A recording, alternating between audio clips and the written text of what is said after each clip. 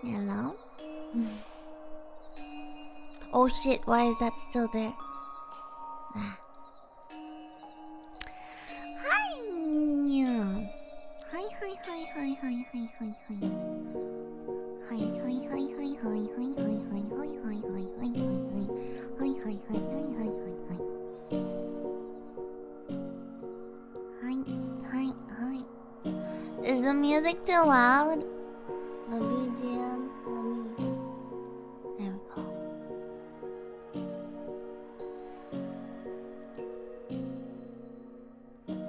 Chat is so small. Wait, one sec. I'm gonna fix this, cause chat, I can't see chat. You look so small today. On my screen. Okay. Alright. I have the same outfit from yesterday. Ah, that means I didn't shower. Same outfit. I bet you guys are wearing the same outfit too. I mean, it's a Sunday. Huh. You didn't... Shh! Shh! Oh, that's wrong, Tremor. That's not how you say it. Nice try though, nice try. Thank you so much, Tech and Cabbage. Thank you, Tech, for 5 months and Cabbage for 18 months. Let's go. Wait, that's a year. I was about to say a month. That's a year and a half. Isn't that crazy? A year and a half.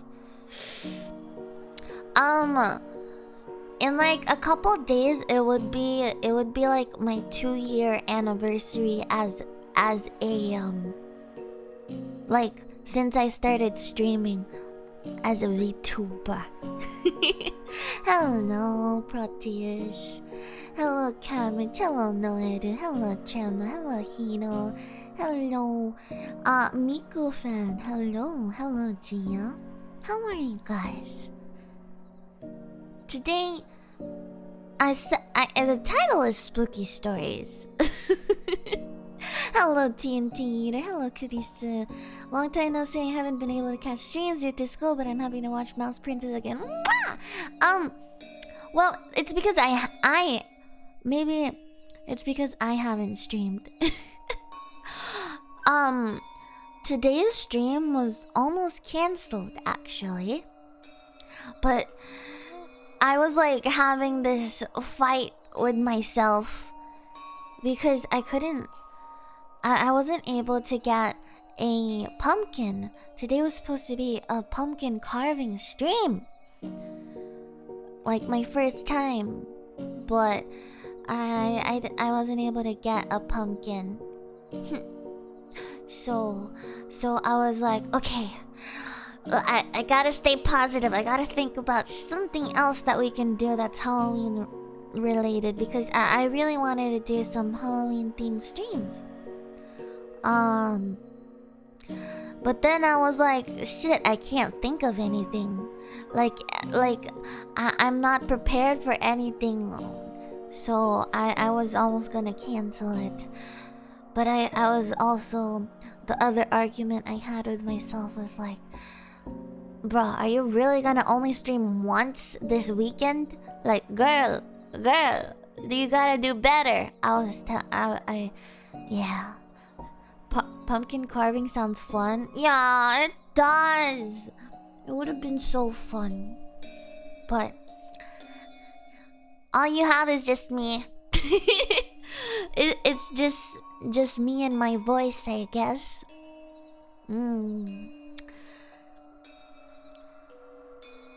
Cabbage took a bath. We went somewhere today. Ooh, where'd you go? Glad you... Oh, yes. I just thought, you know, I should do better. I can't keep canceling my streams. I gotta get that shit out of my head. I gotta try hard to you know, you know. You can play horror games. I was actually thinking of watching creepy stories on YouTube. Do you guys like that? For horror games, what do I have here? So I can also talk about creepy stuff that's happened to me. Although I think I've told these stories before already. And you guys can talk about your creepy stories too. Whatever spooky stuff we can do, let's do that. Hanging out with you is lots of fun. Oh, thank you. I love to be with you guys as well. Let me drink some water.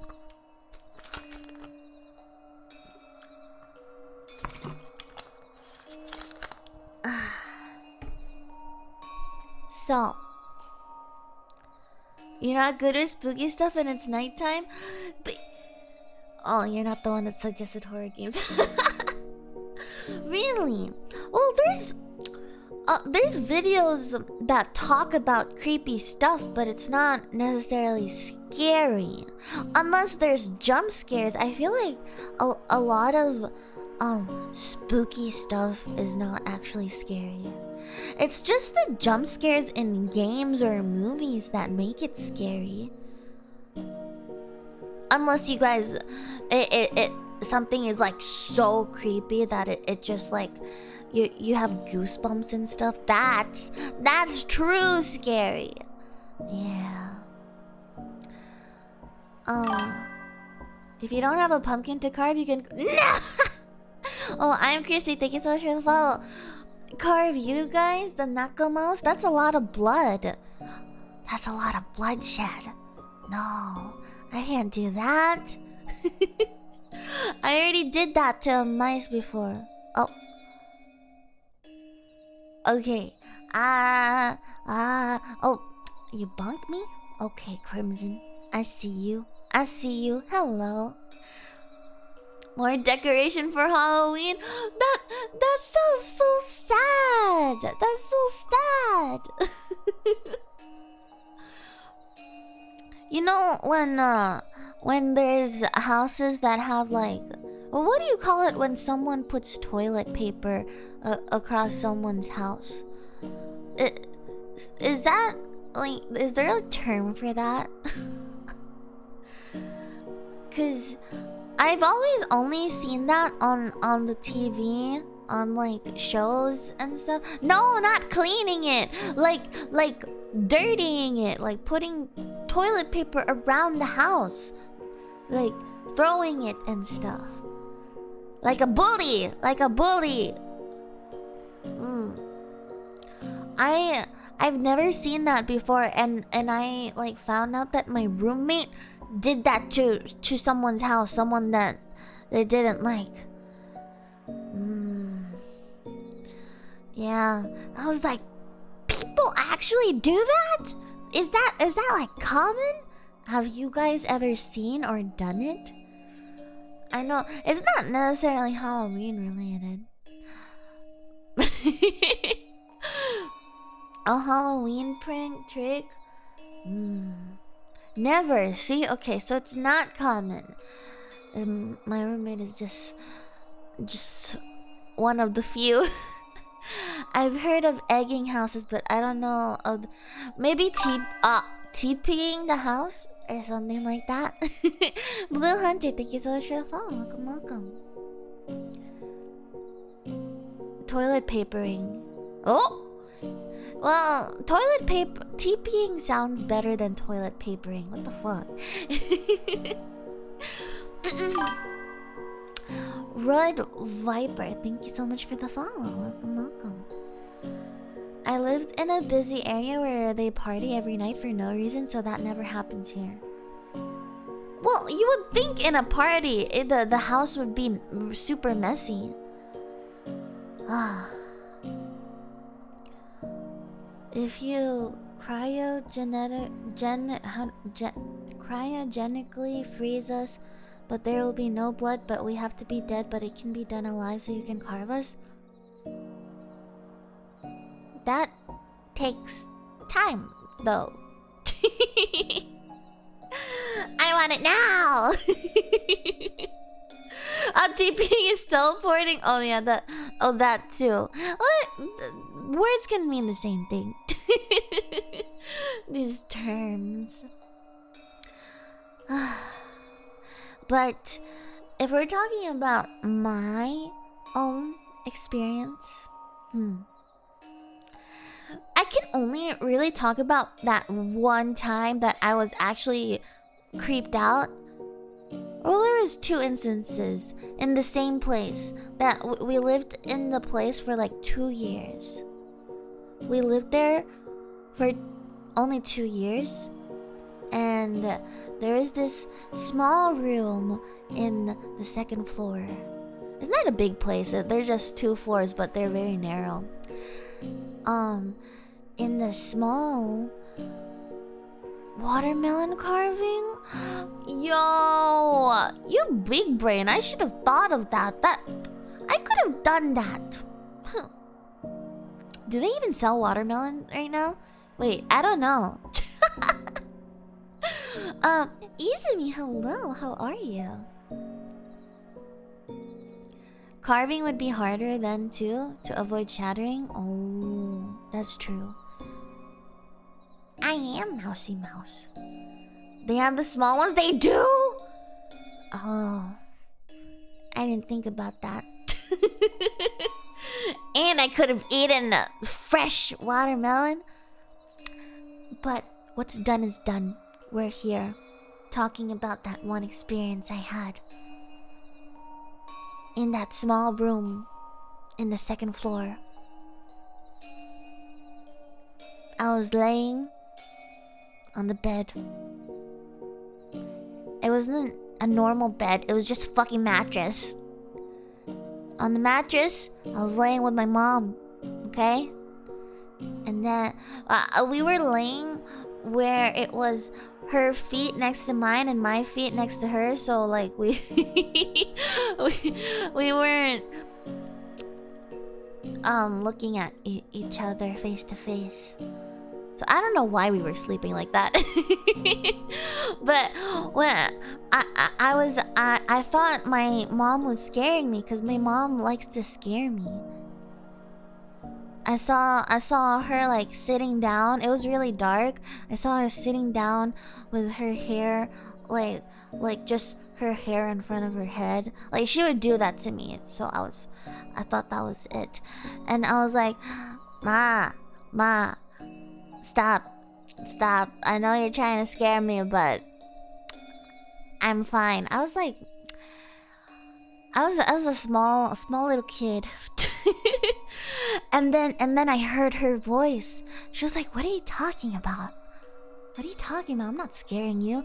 And then I realized she was not sitting. Her feet was next to my head. She was laying down. She was laying down. So that image that I saw, it was just gone. It was just gone. Hala, nakakakilabot. But yeah, it wasn't even like I just woke up or anything, so I would see that. It was just I just saw it. Opposite orientations. Well, it wasn't like an often thing that we did. It was just that one time. I don't know, we were comfortable in that position. An eerie hallucination. Like, why was I having that hallucination, bro? I wasn't even thinking about anything scary. It was just my mind just saw that image. But what's crazy is I saw it another time. Like, bro, what is my brain doing? The other time was weirder. Why? Okay, let me tell you. It was in the same room, the same small room. It was like it was also like our PC room. Like our computer was there. And we have a seat that, you know, that twirls around. What, a rolling seat? Something like, is that what you call it? A rolling chair. And I just woke up. I just woke up from a good night's sleep. And then I see that image again. But this time, it's sitting on that chair. A swivel chair? Is that what it's called? Then that. This time, it's sitting on the chair. And I was alone in that room. And you know what happened? It fucking moved a little. It's like there's no wind in that room. It's a small room inside the apartment. So, you know, I just went straight to my brother. And I was like, there's no earthquake. I went to my brother. I saw something. No, bro. If there was a tornado, it wouldn't even be in the. It wouldn't. I would know if there was a tornado. Okay, robot. And an earthquake. I would know. Sit down. Shut.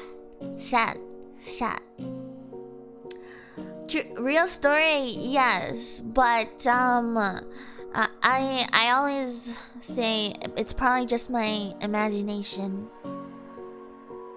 That's what I try to tell myself. Every time someone is like, do you guys have any ghost stories, horror stories?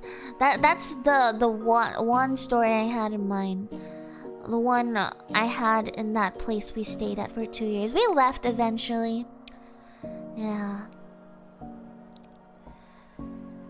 Plus, it's really night, so you can barely see anything for the first 20 minutes. Only terrifying nightmares. Oh, I've had a lot of scary nightmares. This one, there's one nightmare. It wasn't necessarily about a ghost, but it was about I had this dream a couple times. It wasn't just one time when I was a kid. But I had it repeatedly where my brother, one of my brothers, was like was falling in a cliff. Like, I'm holding my brother's hand. I don't even know how I'm able to do that because I was a kid, but I'm holding my brother's hand as he's like on the edge of the cliff. And it was like a really slimy cliff too. It was green with like icky green stuff. But yeah, I always had that dream and it was really scary to me to lose my brother. Mama Ari hold my hand. You're scared? It's okay, guys. Everything I'm talking about. Moss? Yeah. That's what it's called. I'm glad I have you guys here. If I don't know a word, someone knows it in chat.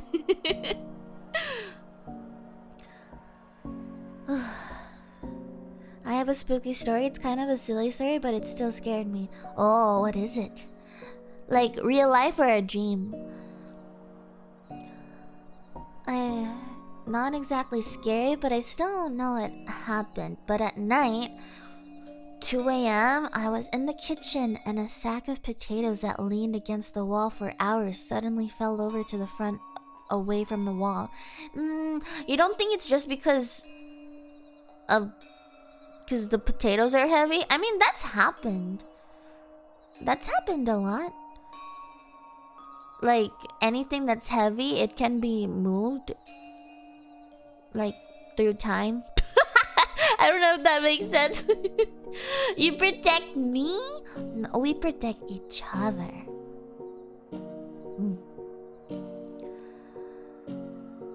Oh, hello, Coffee. Aw, thank you for BGM again.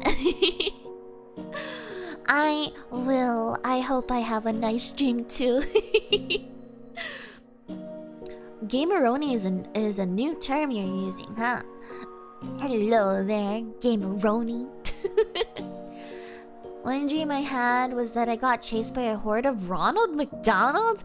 I had a massive fear of clowns, McDonald's more than others. You had, so you're not scared of them anymore?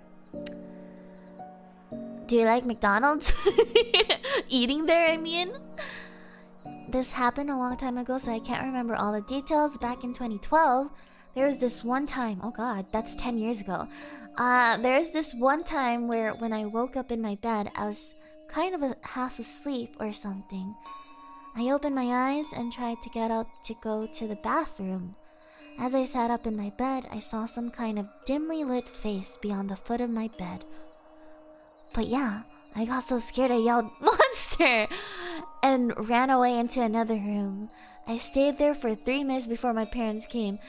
I haven't experienced anything that scary until now. A dimly lit face beyond the foot of your bed. Ooh. Maybe that's kind of similar to what I experienced then.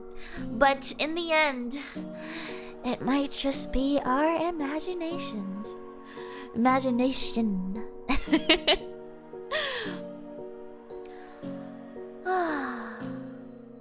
Have a good lurks at the flare. Oh, thank you for giving Coffee a shout out.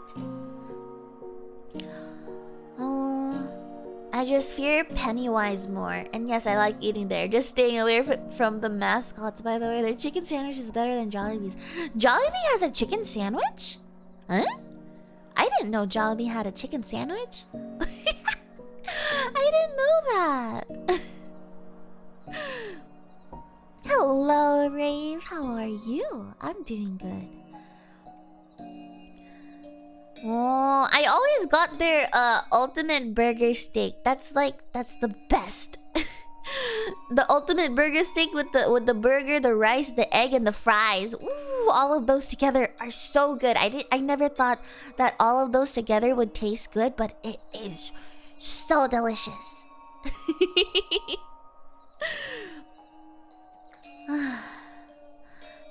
I love that. Yeah, it's like eating it, like all 3 of those together in one bite.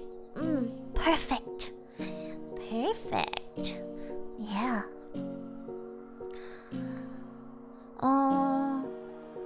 One time after watching Evil Dead 1 and 2 movies, saw a nightmare that zombies attacked my house. Me, my older brother, and father were fighting back with bare hands. I pushed away a zombie that was trying to attack my father, and then I woke up sitting in my bed holding my hands like I was pushing. That sounds terrifying. And then you wake up and you're like, oh, okay. It's just a dream. It's just a dream. Raph, thank you so much for the follow. Do you dip your Jolly Fries in sundae? I have done it. And it tastes good. But I'd rather just eat the fries alone or with ketchup. And eat the sundae alone as well. It tastes good, but it's not really my cup of tea. That made me hungry. Oh, you make me hungry. I'm hungry. Let me drink some water.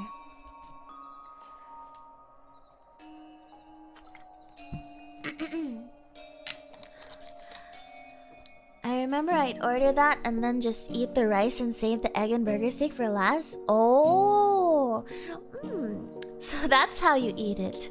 I prefer eating all of them together in one bite. But I can see how that's good too. I'm hearing so much good stuff about Jollibee. I wish they had more places in EU anywhere nearby. Oh, is there not a lot of places? How many? Is there like only a select few? Let's see. Jollibee Europe locations.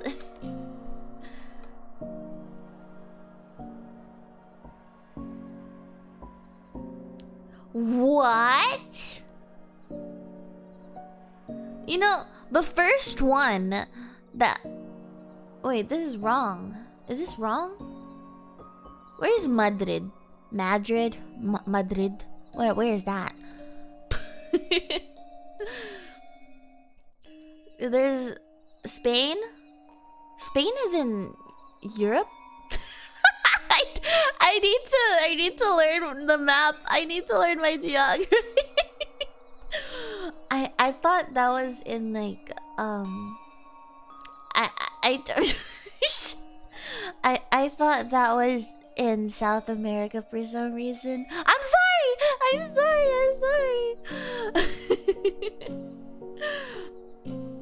A scary story. I took a dump at a public restroom. You know, as long as no one sees your face, right? Where is Mexico? Mexico is in South America. This one I'm right? Or no? There's no toilet paper. Ooh, that is so scary. That is the worst nightmare. To not have toilet paper in a public bathroom.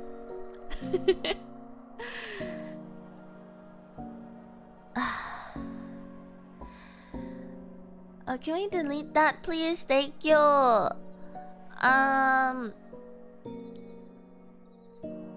But yeah, I just read this. Jollibee opened its first Spanish outlet in Seoul, Madrid, on 23 September 2021. 2021 was the first Jollibee in Europe. Oh God, that's so embarrassing. Really? Mexico's in North America? I didn't know that. Oh God, guys, don't talk to me about countries anymore. I'm just embarrassing myself. Hello, Hidaya. Oh God, that is embarrassing. I thought. No, really?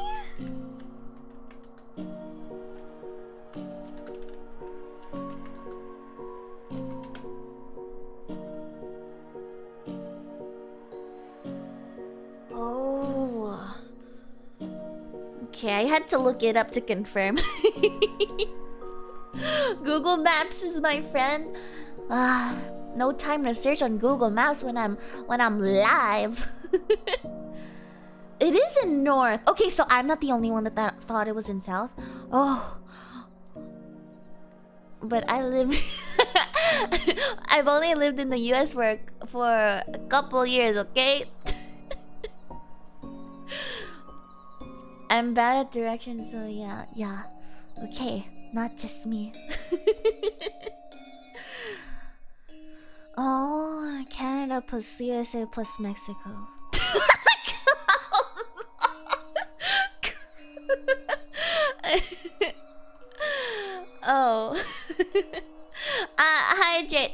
you, Fukami. Let me drink some water.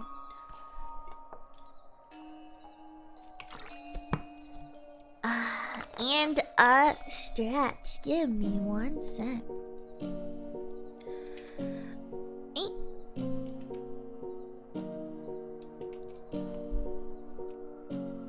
Okay. Okay, good stretch. Good stretch.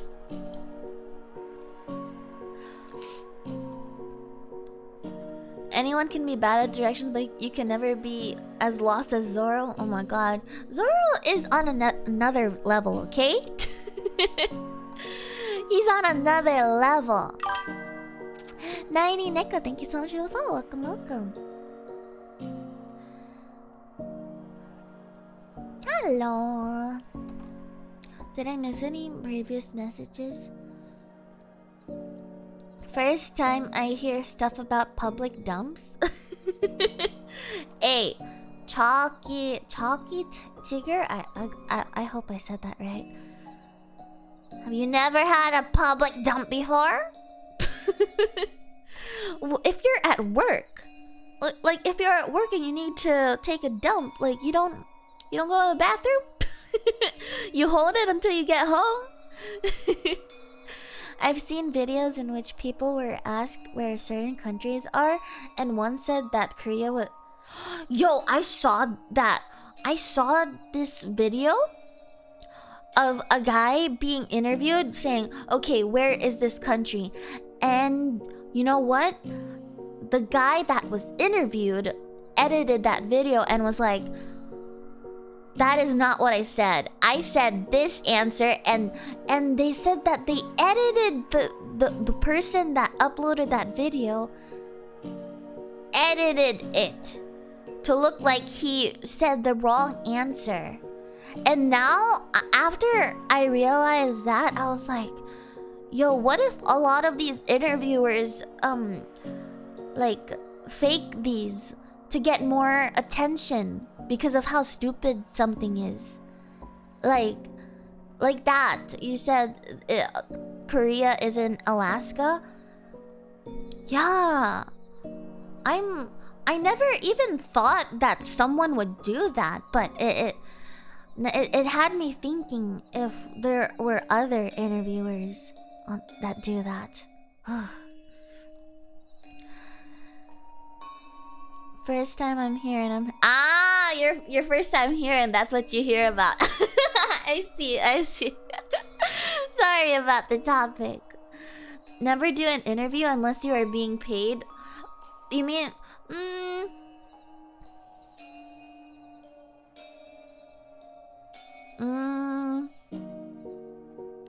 I think a lot of them are nice though. A lot of the like if someone just suddenly said, "Hey, can I ask you? Can I do a little interview?" A lot of them are helpful too. Like there's some educational ones. But if you do want to avoid those type of people, I guess you can like record it while secretly record it while they interview you, so you have proof that if they do edit it, like fake it, then you have some proof.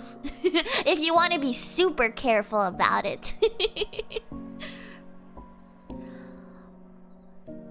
Do you have any favorite Halloween candy or other food for the season? Actually, I'm not too much of a Halloween person. I remember I used to like candy corn when I was a kid, but I don't even remember the last time I've had it.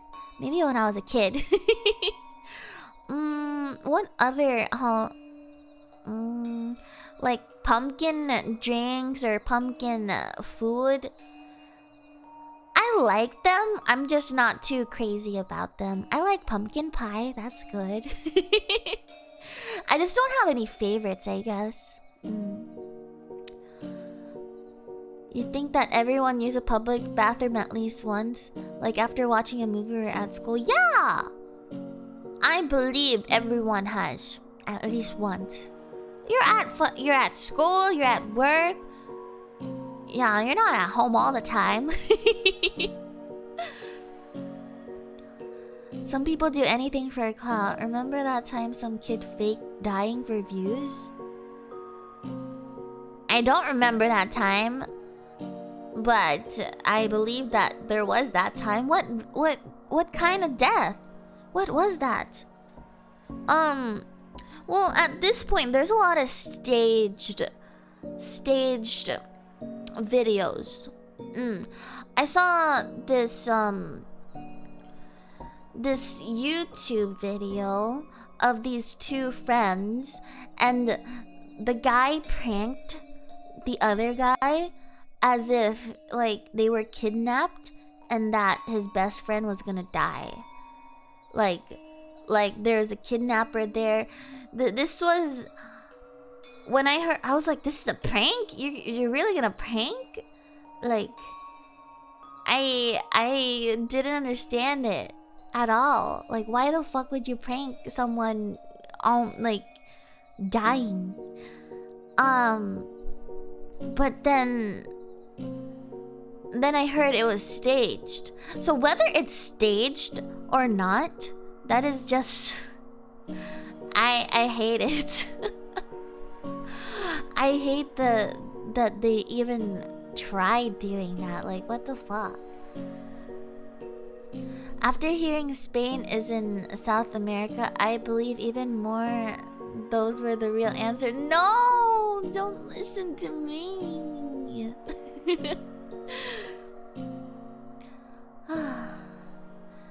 What I think of your story? You said a story? Uh-oh, I need to look back up. I slept back and had nightmares like I saw my friends dying, like one of my friends crossing road and get hit by a bus. Then I got up in shock and... Oh. Anything can be scary to anyone. Like, literally an orange can be scary to someone. I don't know. And so that is definitely scary. Seeing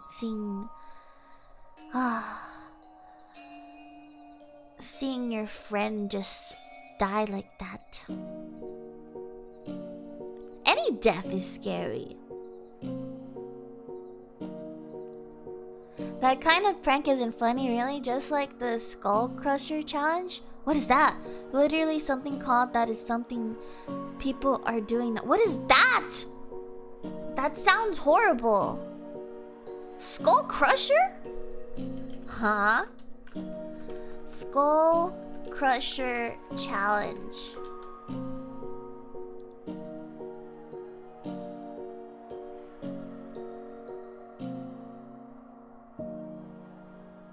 Skull Breaker? Let me watch a video.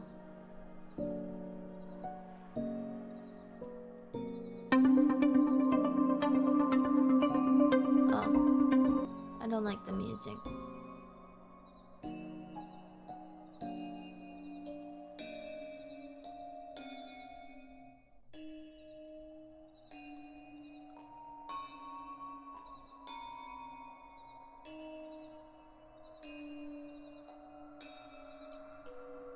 No fucking way people are doing this. What?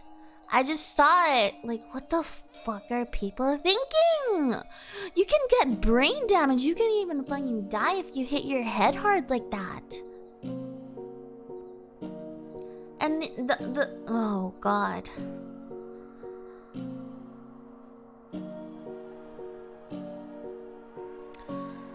Thank you for the braid. Let's not forget the Vicks chicken, where they dip chicken in Vicks medicine and cook it. What? People are just sick and stupid for trying to get all these views. Rap Queen, thank you so much for the follow.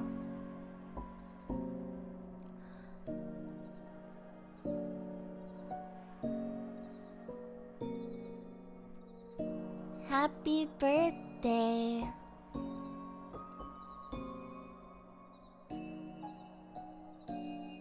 But do you just go in people's chat to say that it's your birthday?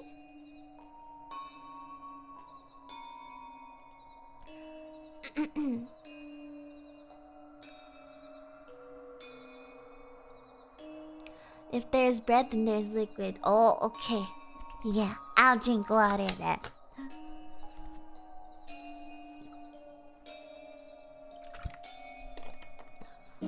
The reality of today's world, where the greed of power and money is triumph over the value of human lives.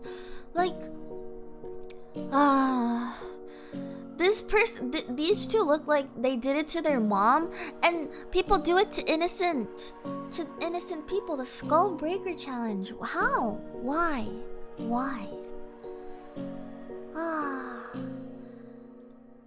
There's several injuries because of this. Why would you do this? People are so stupid. Yeah, to their mom, their friends, anyone. Skull Breaker challenge.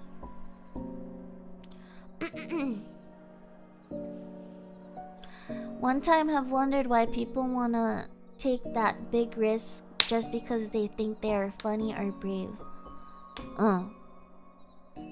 No, cause it looks like it's supposed to be a surprise. It looks like it's supposed to be a surprise where there's 3 people. One person, the 2 people on the left and right, they jump, and then they tell the person in the middle to do it. Hey, do what we do. And then they jump, and then the middle person jumps, and they just like purposely trip the middle person that jumps. This is literally bullying at the risk of heavily injuring the person in the middle. Yes.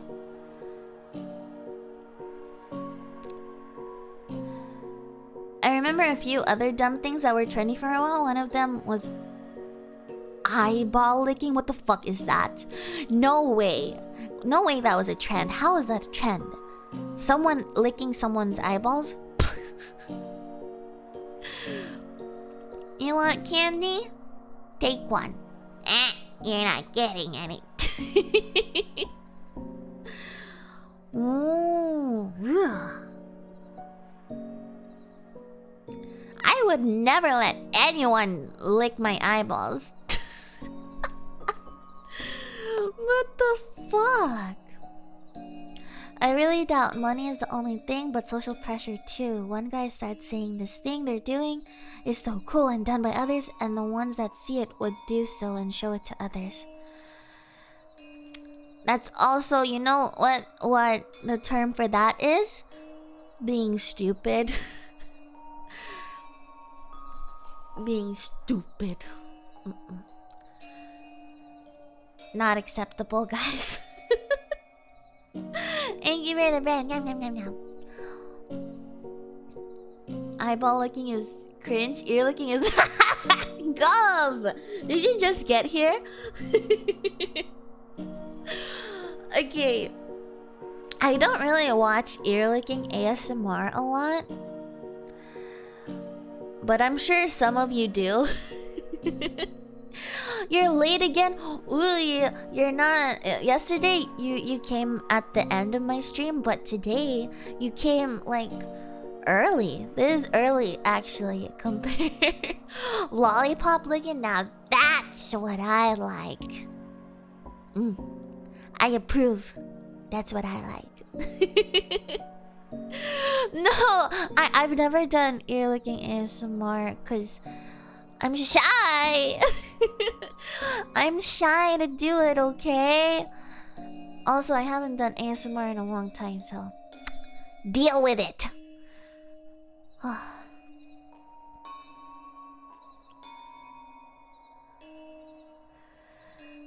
Don't think about it, dear. Don't think about it. No, it's not worth your time. You know, I've seen even weirder stuff. And I'm not gonna say it on stream because it's super gross, but I've seen weirder stuff than that. Never listen to too much ASMR, just when I want to listen to calm sounds when I'm chilling, and I don't do it when I sleep. I just can't sleep without total silence. I actually feel the same way. Just love sleeping with no sounds. Like, even the smallest sounds would irritate me. Sometimes my roommate would play music and I would hear it. I guess it's fine if it's music, but any other stuff, I don't really like. You've talked about gross stuff you found on Reddit before. That's actually what I was talking about. But I realized that may be too weird for people. I've seen things you people wouldn't believe. Yeah. Hope this doesn't turn into a competition to see who have weirder shit to show. Guys, seeing that I'm a streamer that streams live and you viewers watch streamers, I feel like we are the type of people to go deeper into the internet. And we would definitely see stuff that others have not before. Streamers see some crazy stuff.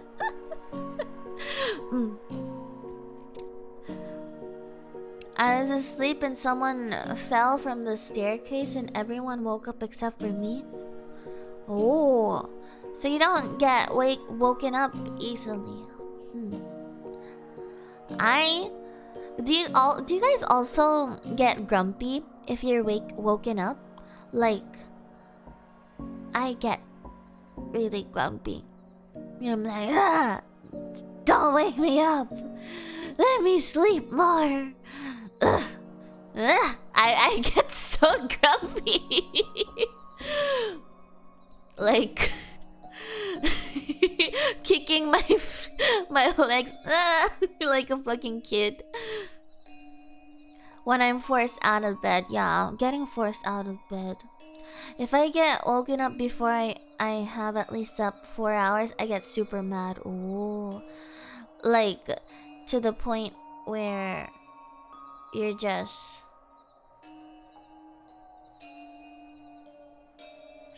like that. God, what are you... I wish I could sleep for an extra 7 hours after being woken up. The problem with me is the reason why I get angrier if I was woken up is because it's hard for me to fall asleep after I wake up. So I hate it. Especially if someone wakes you up before your alarm. You know? Like, you have your alarm. Whether you wake me up 5 minutes before my alarm or whether it's 30 minutes or 5 minutes, I would be upset. I have an alarm. I am supposed to wake up at my alarm sound.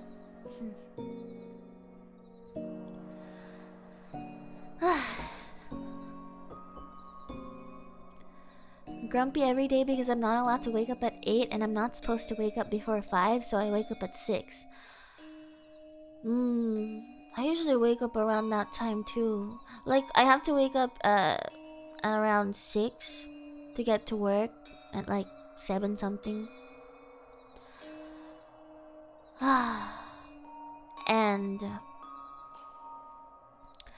And so even on weekends I would wake up at that time, around that time, even if I don't want to.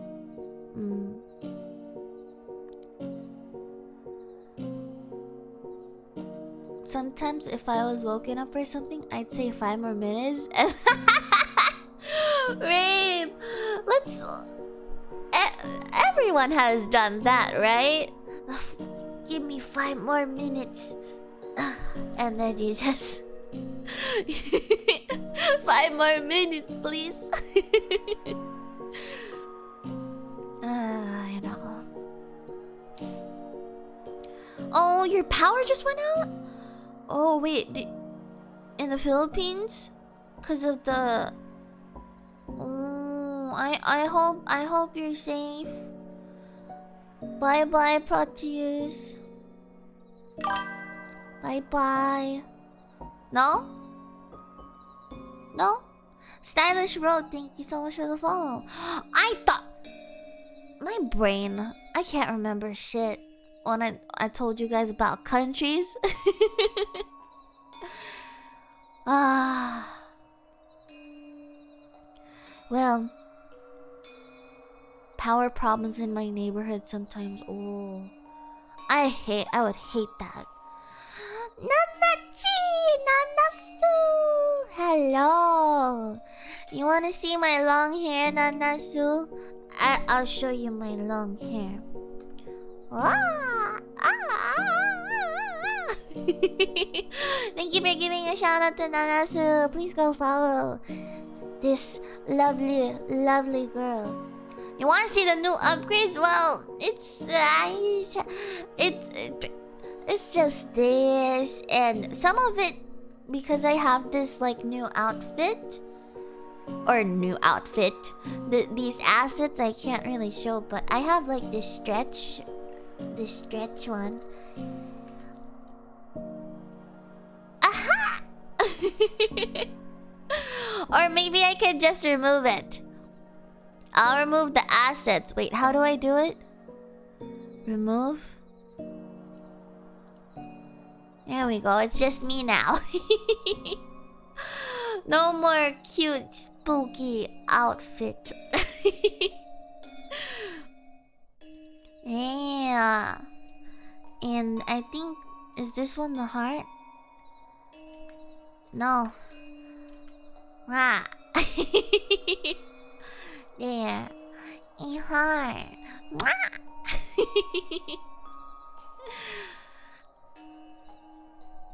And then what else?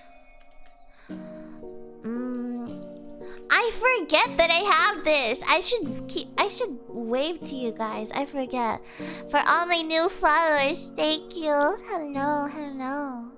Thank you for the follow. Besides that, what else do I have? Please sign.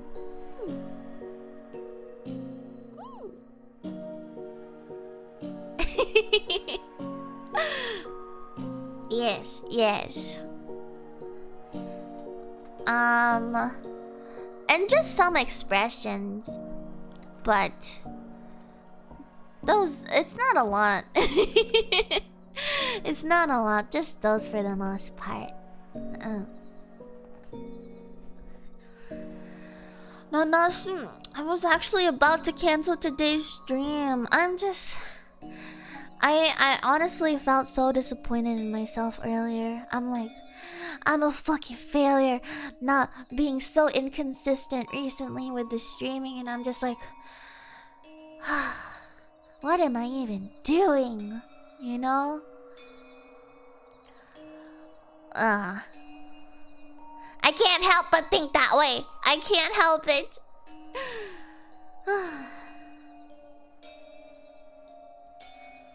Yeah, I'm here, and I'll be streaming on my birthday too. On Tuesday, so you guys better be there. My birthday stream and my second original song release. Thank you. When I blink a lot, it does a lot of jingles. Yeah, it might be a 12-hour stream. I haven't really figured it out yet. It might be a 12-hour stream, so there's plenty of time for you guys to drop by if it is 12 hours. Smooch for Chugio. Mwah! On November 1, yes, that is my birthday. Uncapped, I can't. I have work. I have a full-time job, so I can't do uncapped. Yeah, I've always wanted to do an uncapped subathon since like 2021, but I have work. Bring it to work. I can't bring my phone to work. That's why whenever I'm at work, I'm like, not, you can't contact me. That's what I also reply so late. Can't bring my phone. Ah. You're free then? Good. Good, you're free. You have no class on November 1, so I'll try. Yeah! Nice. Of course, Nanasu, I will try my best. I love you too, all of you guys. Mwah! Yes. If you have to do other stuff, please go. And guys, don't forget to follow this cutie, okay? Also, I hope you're safe. I know it's like crazy in the Philippines because of the typhoon.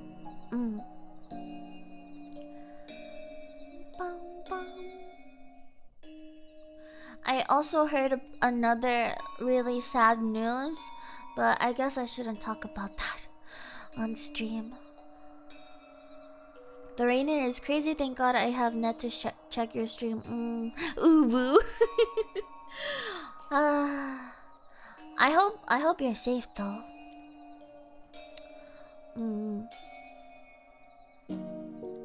Wait, I thought you were doing an uncapped subathon. Wait, did that end? Anasu?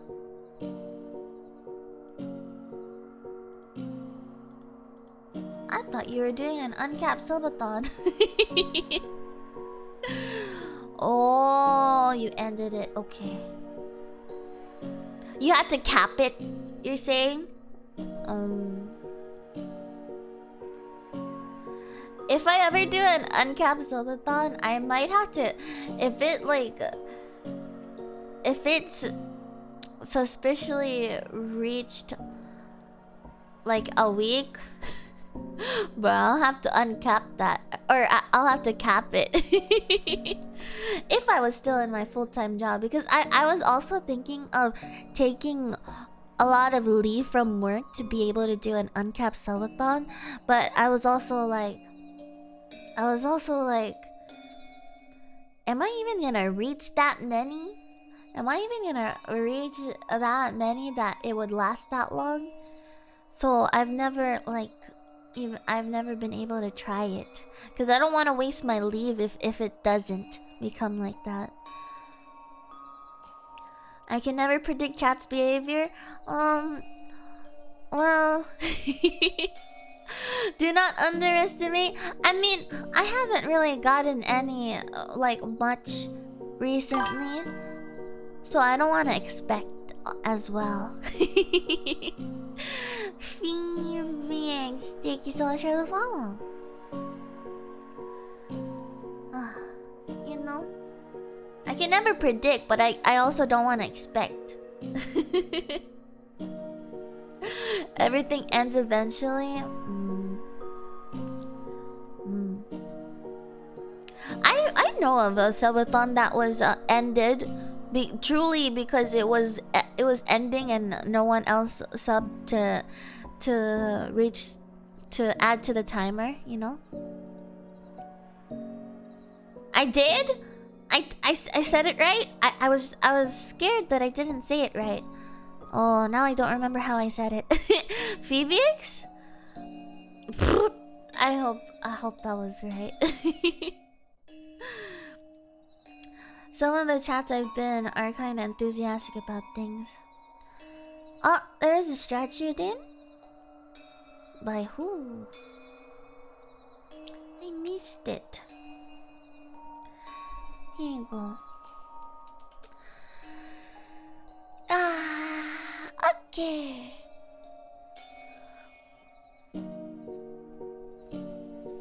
Thank you for the bread. Bum, bum, bum, bum, bum, bum, bum, bum, bum. And know it's normal to doubt ourselves. Doubting mind is healthy mind, but don't let it take too much control of yourself. It's not healthy. We all already know you're an amazing person. You have done good job. You have personal life too, and we understand it. Mm. Mm.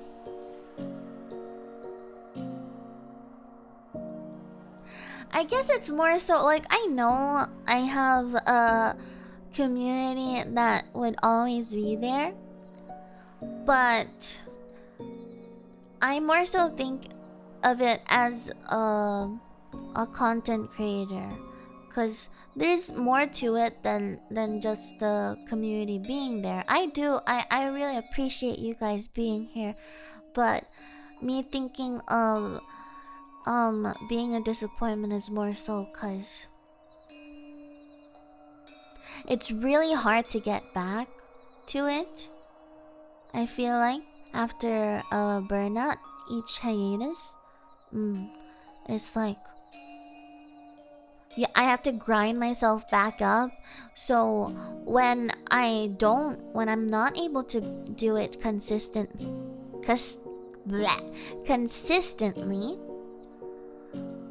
it can really get to my mind, you know, because of the algorithm, the presence of a streamer, and it has a lot to do with the technical stuff. Yeah. Not you guys necessarily. Can relate, my own project sort of slowing to a halt. But we gotta keep getting up, guys. We gotta keep rising. Yes. Should we start watching the spooky stuff?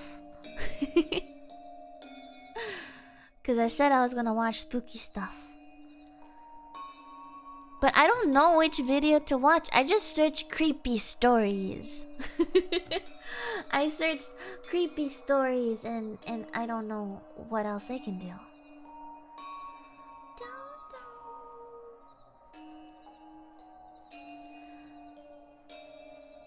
Top 10 spooky stories.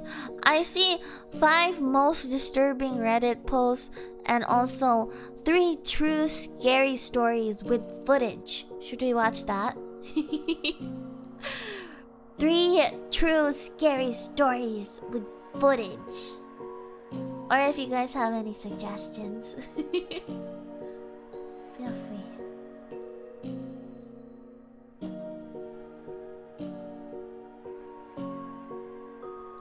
Gonna head to bed now and got a lot of work next week. Good night. Good night, Chugia. Thank you for dropping by. Switch for Chugia. Good night.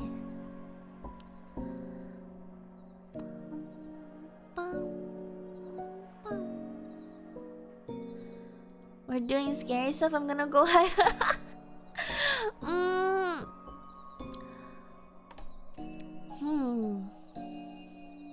I don't know how scary this is though.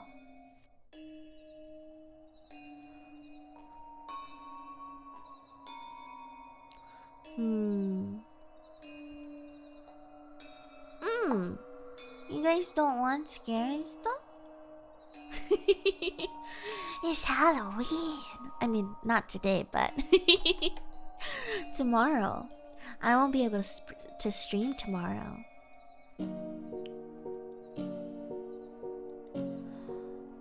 I don't know, the title of this is just 3 true scary stories.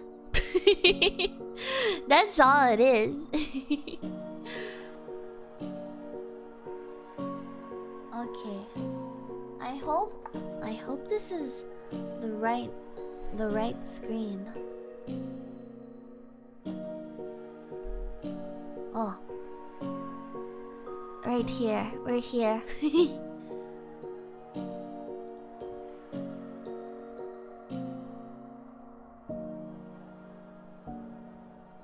Ghost Adventures?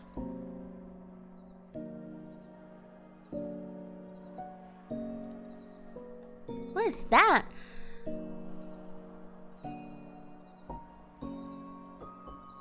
I did Chugia's smooch, but I didn't do Ika's hydrate. Let me drink.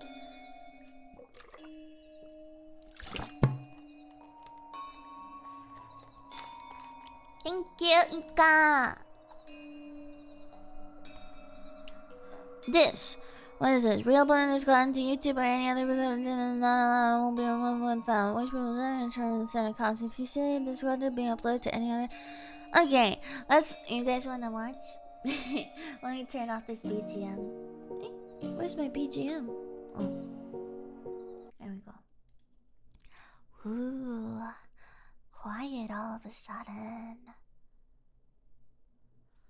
I need to resize this.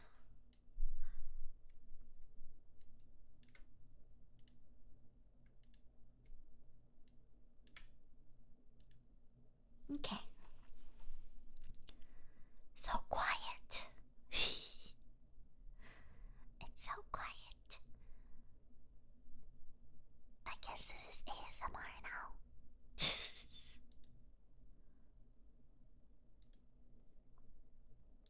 Okay. What's this? Weird footage.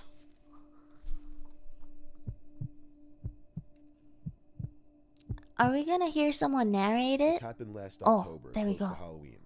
My parents and brother were making the trip from Florida to Tennessee to help my grandmother move into our house, and they wouldn't be back for a few days. Naturally, I thought it would be nice to have the house to myself for a couple days instead of traveling for hours in a car. On the second night of enjoying the alone time in my house, my heart dropped when I heard almost what sounded like a hand slap against my bedroom window. My house is one story in a rural area with few neighbors. After ruling out any animals or natural ways this could have happened, I decided to take a look for myself, so I moved the blinds to see if I could get a look at anyone running, hoping it was just a prank. I was almost annoyed to see no one, but what happened next made the situation go from confusing to frightening. When I started to hear the doorknob to the door being forcefully shaken and twisted, causing almost a bang at the door, and because of this, my dog started barking loudly, increasing my adrenaline in the situation.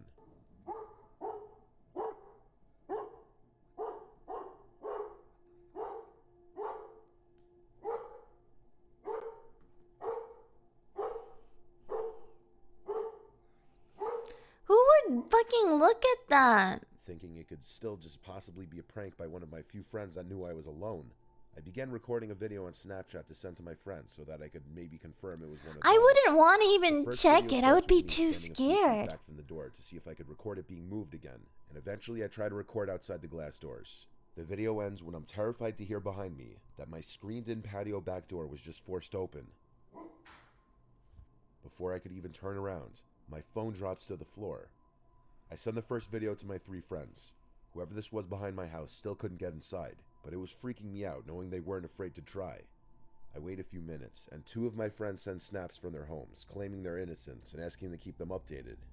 Still a little freaked out, I realized my last friend Logan had opened the snap but didn't respond, which ironically would be the one person out of my group to try something like this.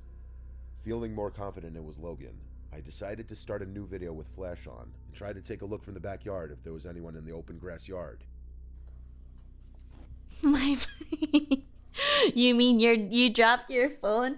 Bitch, these people now writing down like they wanted it to be a novel, you didn't know?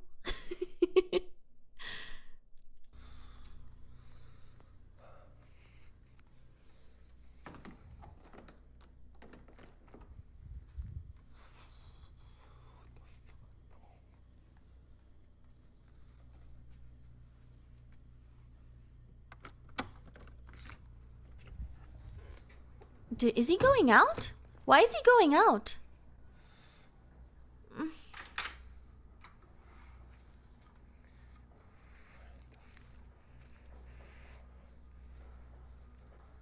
Why are you going out? I don't want to see. After making sure the front door was locked, I walked out hoping Logan would pop out to try and scare me. I checked behind some bushes and scrap wood on the side of my house, but instead I was greeted with just darkness and quiet. Only after 15 seconds of walking outside, I was immediately uncomfortable with the situation I was putting myself in.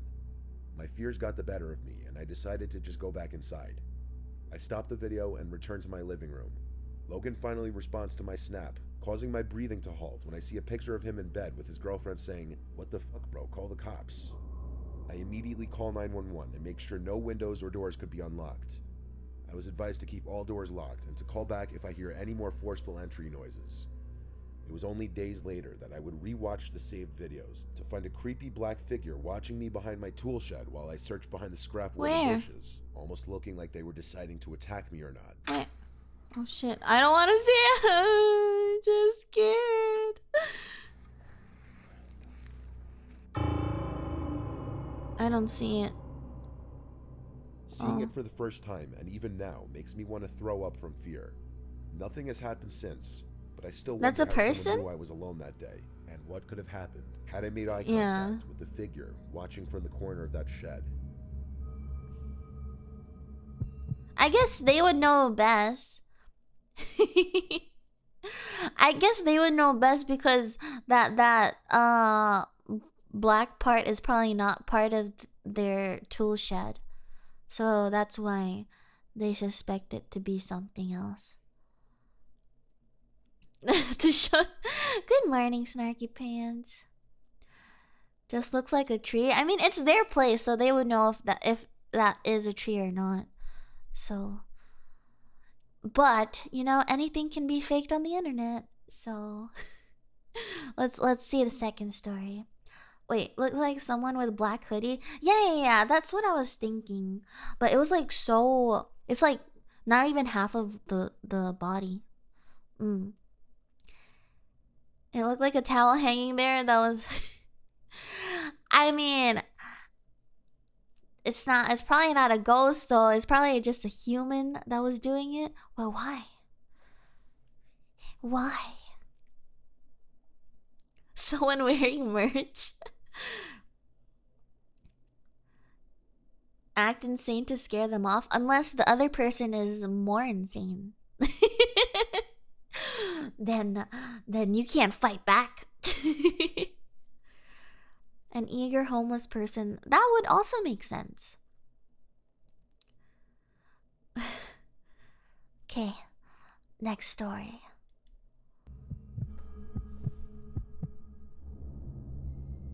I'm a 17-year-old boy living in a small neighborhood in the Midwest of the United States. The neighborhood I live in is a tight-knit community, one where everyone knows each other and is usually friendly towards one another. My street is a small cul-de-sac with 3 houses on each side and one at the end. The cul-de-sac itself rests on a small hill. At the bottom is a lake surrounded by forest and other houses.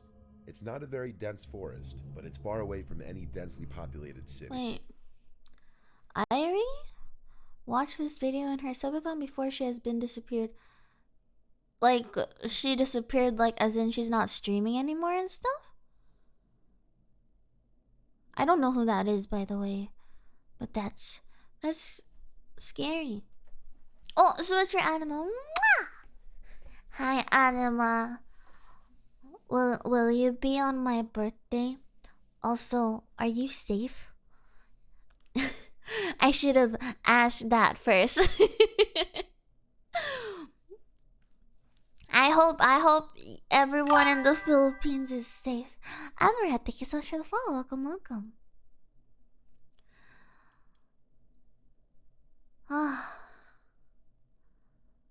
Of course.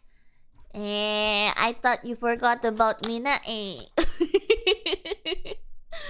Let me drink some water.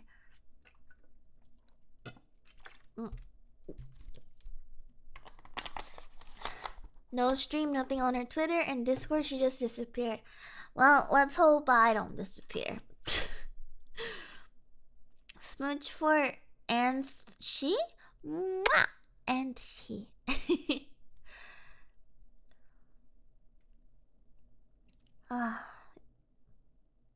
Oh, you will visit because my birthday? Okay. Good.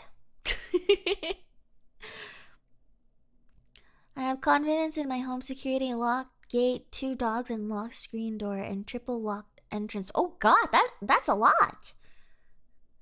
That is a lot. And you telling us that um maybe a security threat. What if one of us was like, I will go to Yeeter's place. Don't reveal your secrets to others. Your security shit. Yes. What time is it going to be? For you, it would be like 10 p.m. But it might be 12 hours, so it might go up to like 10 a.m. to November the 2nd for Filipinos. Yeah. So you guys might fall asleep. Okay, I'm gonna rewind this because I wasn't really paying attention to the second story. So it starts tomorrow night.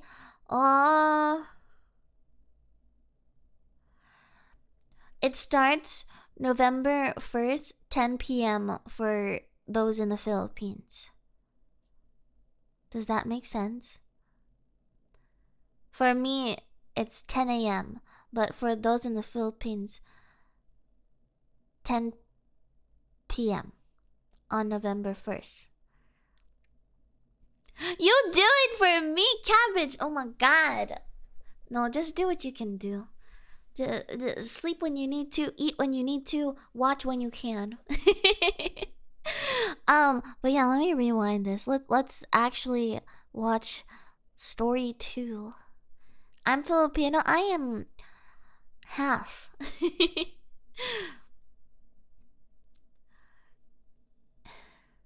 I also announce it on my Discord on the announcements. I always announce my stream schedules over there. Okay.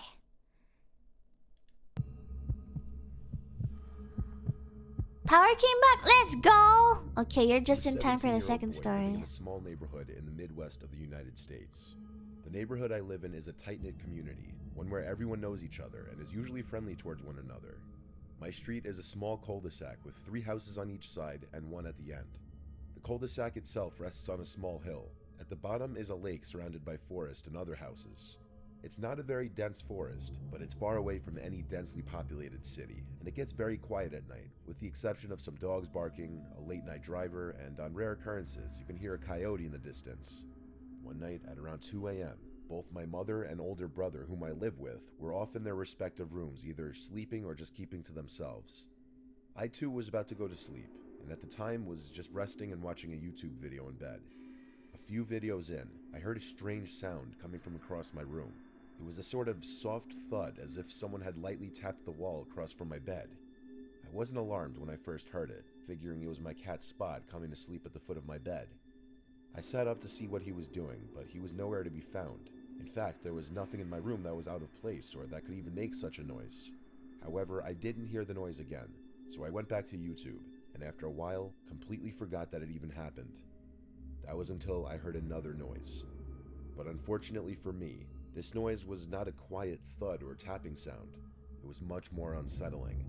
Coming from outside, in the direction of the lake, I heard loud screeching sounds. I thought it might have been some kind of animal, but it sounded eerily similar to a child crying, or maybe even screaming. I opened my window to get a better listen to what I was hearing. Open your window? To show my friend. By this point, I was starting to get a bit freaked out, so I went to my brother's room to see if he heard it too. I was hoping that maybe it was all in my head, and that I was just tired. But no, he heard it too. The friend I sent the recording to agreed it was creepy, and sounded like either an animal in pain or a crying kid. The more I thought about it, the creepier it became. If it was an animal in pain, why haven't I ever heard a sound even remotely similar to this in the many years I've lived in this house?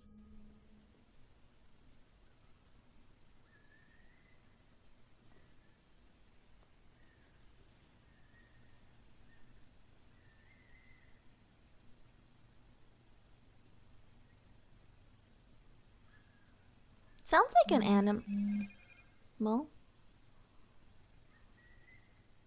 It It didn't sound even remotely similar to a fox, coyote, or any It animal I sounded know like an about. animal, This no? forest isn't big enough for an animal much bigger than that. I don't know. If it It was a sounded like child, an why animal was to it me. alone, screaming and crying in the woods in the middle of the night? Then there was that thud that I heard from earlier that night. Was that somehow connected, or is it simply a coincidence that I heard two creepy sounds in the matter of minutes? I haven't heard any kind of noises like that since, and by that I am glad.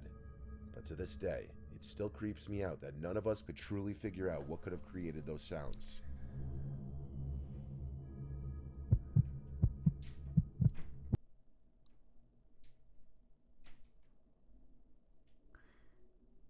Wait, Automod? Wait, Automod doesn't like sounds like a woman? What the fuck is that? What? What? Automod, are you okay?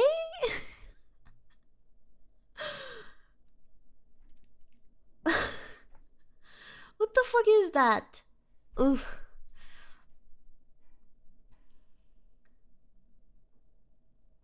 This could be a mountain lion. Yeah, it honestly, this story is shit. It just sounds like a fucking animal. It did not sound like a kid to me. Uh, I don't know what they're hearing. Yeah.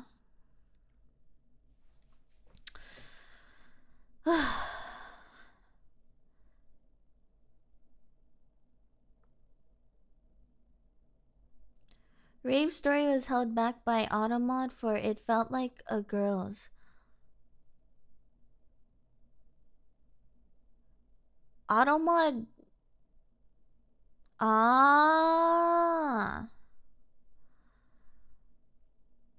I guess Automod is just being extra careful. Yeah. Well, that's why we have a mod to approve it. Replay the sound? Okay. If it was an animal in pain, why haven't I ever heard a sound even remotely similar to this in the many years I've lived You don't in this hear house? anything? Okay, I'll... Here.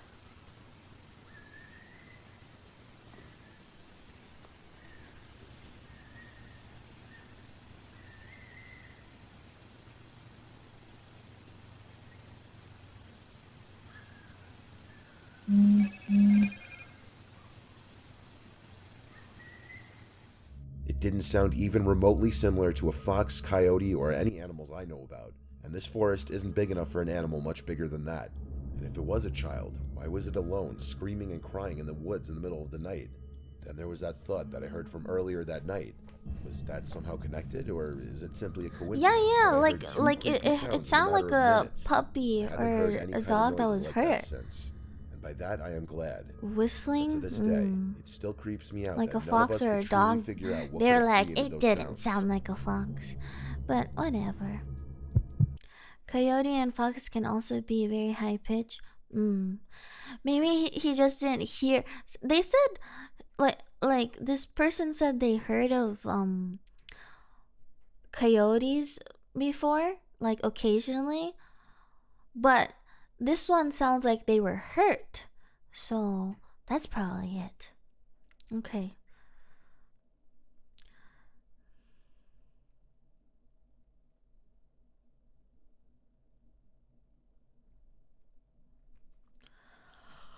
Cub yapping and making little screeching sounds very loudly. Okay. I hope this next one is a good one.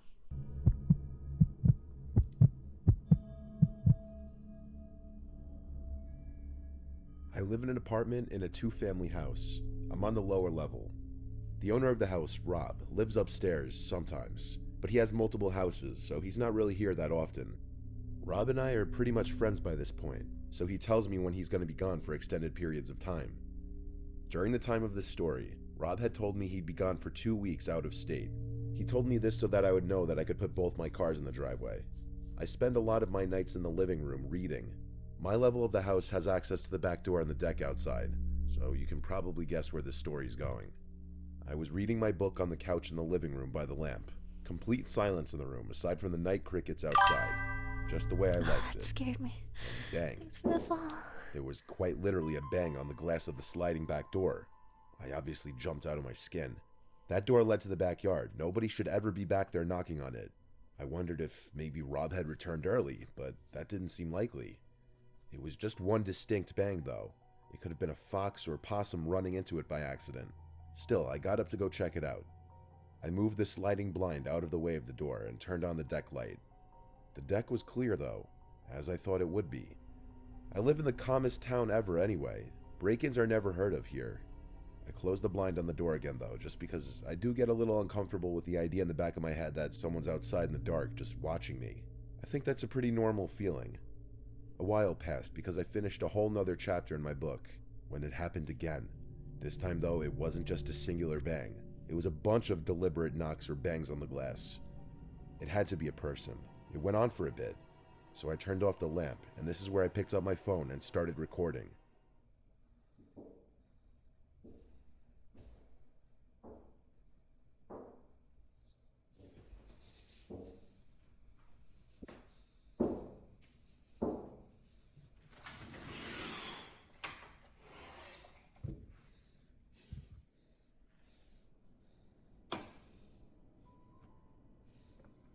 As I opened the blind and flicked on the light to the deck, the noises stopped, and there wasn't a single person in sight, not even an animal. I looked over the edge of the deck to see if maybe someone jumped over the railing. Nope, nothing. I didn't stay outside for long. I couldn't lock that door quick enough when I went back inside. By this point, I just went to my bedroom and shut the door and laid in my bed. I didn't know what the hell I had just witnessed outside, how there could be knocks at the door one second, then nobody there the next second. I was calling it a night. I wasn't planning on leaving my room again after that. I browsed Instagram and YouTube for a while on my phone, then turned it off and tried to go to sleep. Silence for the longest time. And then right at the foot of my bed, there was a noise. The sound of someone exhaling. I screamed and dove for the light switch, and when the light turned on, my room was empty. I stood paralyzed, breathing heavily for a moment. I would like, oh god, I got goosebumps. I searched under the bed and the closet, but there wasn't a soul in my room. I know what I heard, though. It wasn't in my head, just like the door wasn't in my head. I slept in the living room after that, though I didn't feel much safer in there, fearing I'd hear bangs at the back door again. It was a relatively sleepless night for me. Rob told me he's never experienced anything like this, and he couldn't think of anyone who might have wanted to target him for anything. I never had believed in anything paranormal until that night. I haven't had any experiences that intense ever since, though.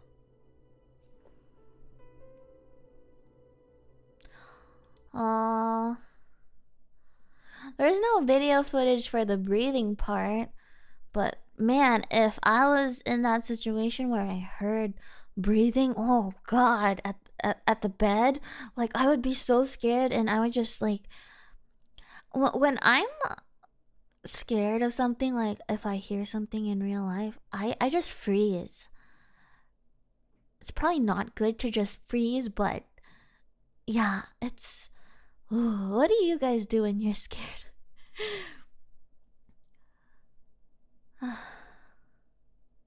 Oh, hello, Oni. Yeah, I was gonna watch this one next. 5 freaky videos recorded by Ring cameras. Ring cameras are like the cameras that you have on the door.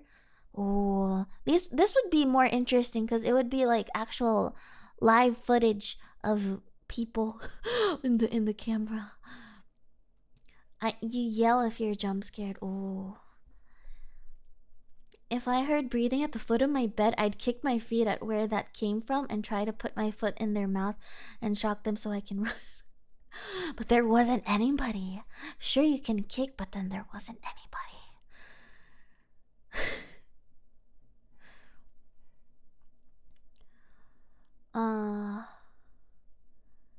I wanna watch this video. If I heard breathing at the foot of my bed, I'd be confused because my bed is against a wall. Except your bills. Same. Have a good lurk. Okay. Uy, pucha. Why? Why would you start the video like that? Tangina. Why? Bitch. Okay. It's you on Mondays. uh, I was yeah, I was also uh jump scared. Okay, let's watch, I guess. Fine.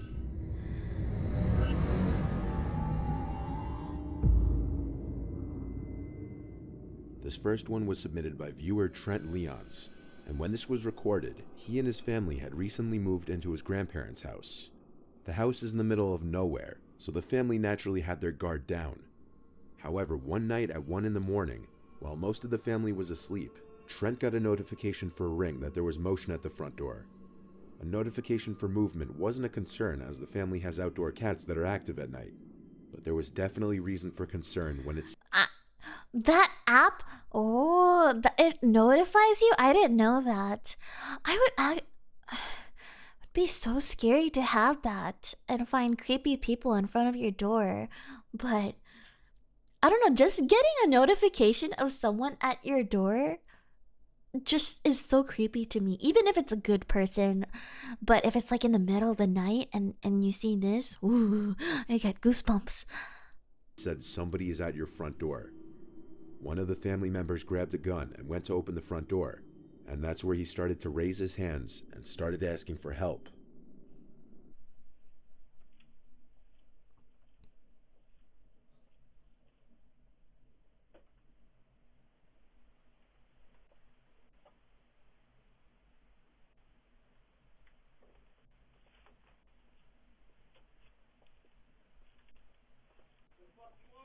Help?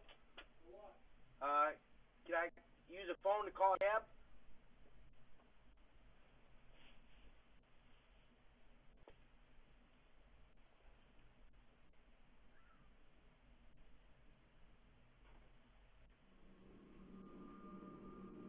He asked to use a phone, to which the family gave him a cell phone, and with it he tried calling someone, but to no avail. No problems. You know me? Yep.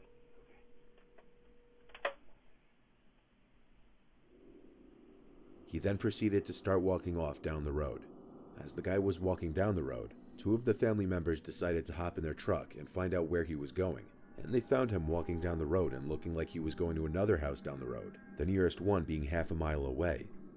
The two family members decided they didn't want him near their house or any neighboring houses. Why would you follow so they them? offered he get in the bed of the truck and they drive him into town. I don't About know a why couple you would minutes follow later, this They person. arrived in town and dropped him off. The whole time he had his hands up and kept looking at the two family members while he backed away from the truck. It could have been assumed that the man was genuinely looking for help and needed to call someone. If Yeah. it weren't for the fact that other family members reported that the week prior, he was in another neighborhood around the area, allegedly asking for help again, in late hours of the night, going from door to door in dimly lit areas. It's quite possible that he may have been trying to maliciously gain entry into the homes of sympathetic or unsuspecting people. It's unknown if that's the case or if he was ever successful. Okay. Yeah, that can be tricky if it's someone that because I thought they were like genuinely just needing help. But if they did it before like that, yeah. He stole the phone? I don't think he stole the phone. Yeah, I was thinking it could, it could just be a random person from a mental institute. That is a possibility. Mahal kita is I love you. Mahal kita is I love you. Mahal ko kayo is like I love you guys. Mahal ko kayo, my cutie nakamas. Okay, let's see this next one.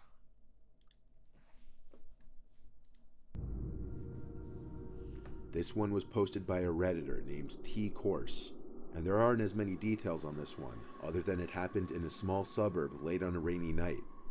This was way past solicitation or visiting hours. The homeowner wasn't home at the time and saw the notification the next day, which is when they saw this video footage. From the darkness appears a middle-aged woman with an umbrella, with her mouth gaping wide open. She stands there for about 20 seconds she after just ringing yawning? the bell, the whole time with her mouth hanging eerily wide open, Oh. aside from closing it for a couple seconds, showing that her mouth didn't appear to be stuck in this hanging open position. Maybe she's just yawning. She keeps yawning, no? I don't know, it does look creepy.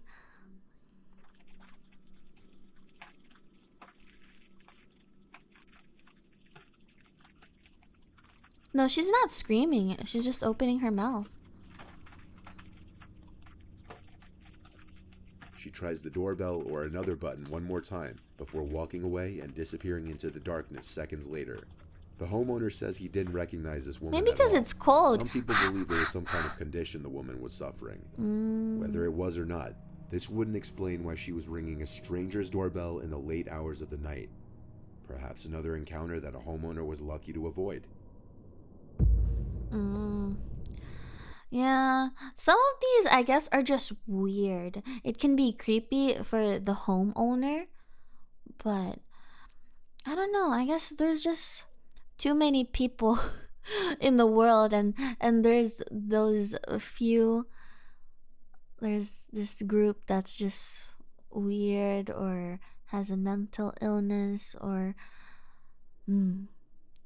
genuinely dangerous people. It's too cold outside and they go, yeah, I was thinking like when I'm cold I always do that, but they just had their mouth open like for the most part, which was weird. Smooch for Chris. It looked like there was something glowing in her mouth for a second. Oh, maybe it was just the camera and the lights.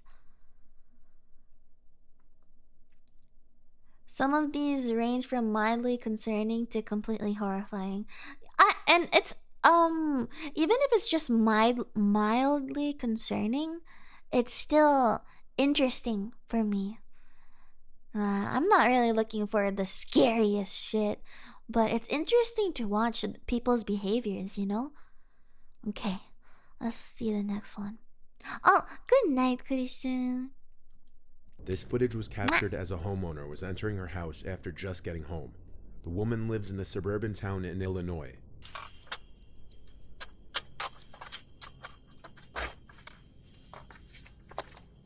Oh, I've seen this. Don't move. Don't scare it.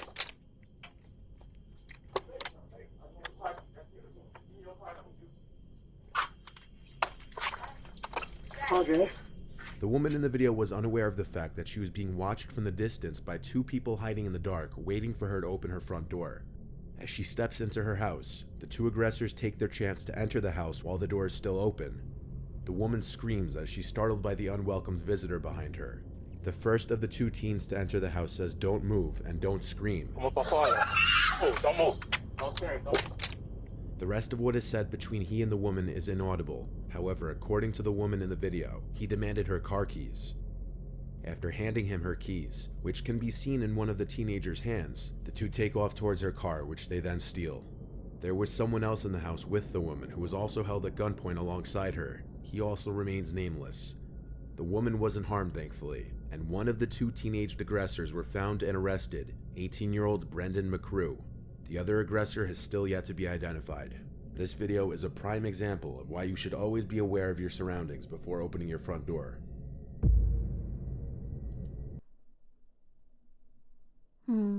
It's so scary to experience that. I saw that video before. And yeah.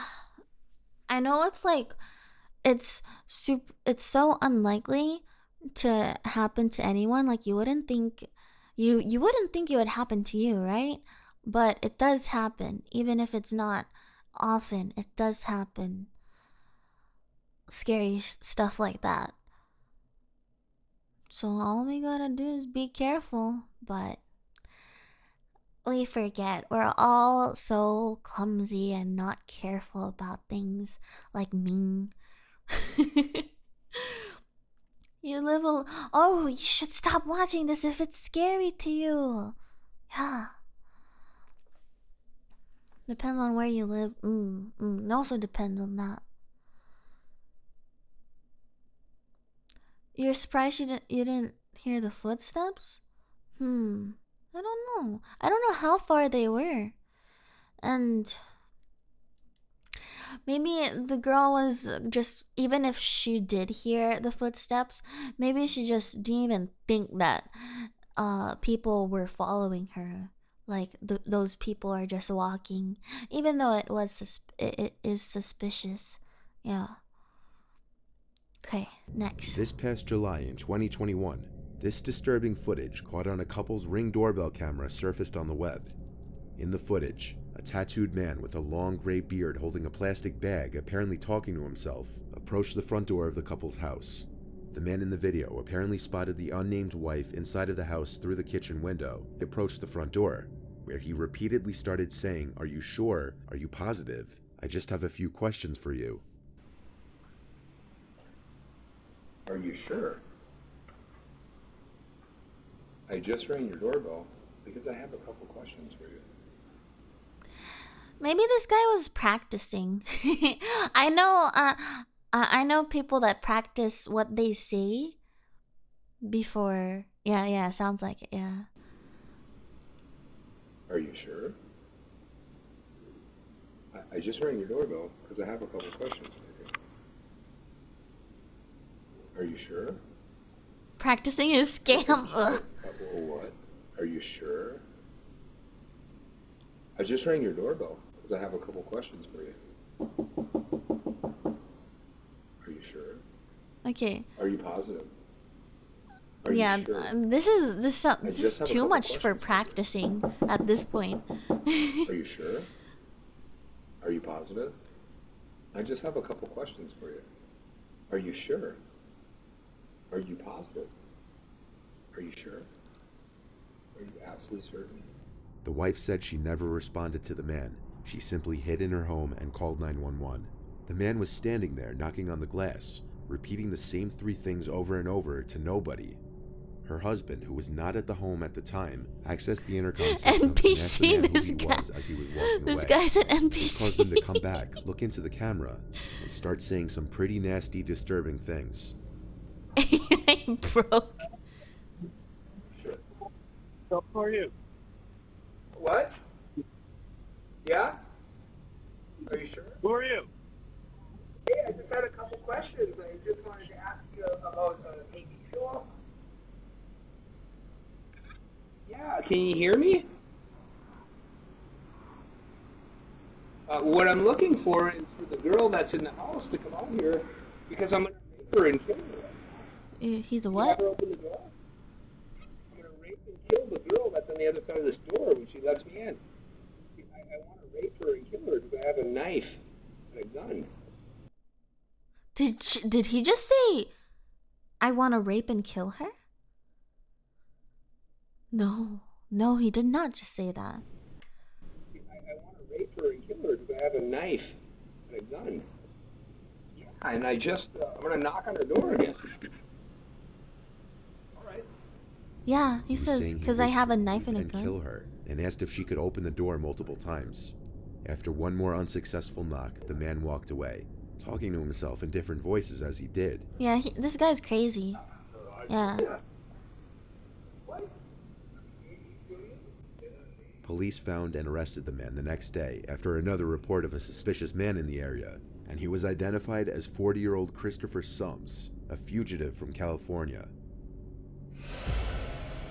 Why do they have to do This that footage was sound? captured in Bristol and shows a man approach and knock on Kathleen Frascarelli's door. The smile. Just okay, let me stretch.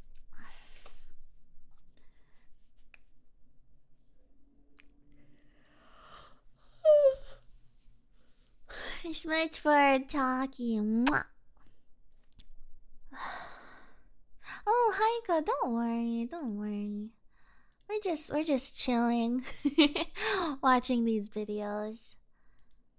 And to hydrate. Ooh, you guys are redeeming everything.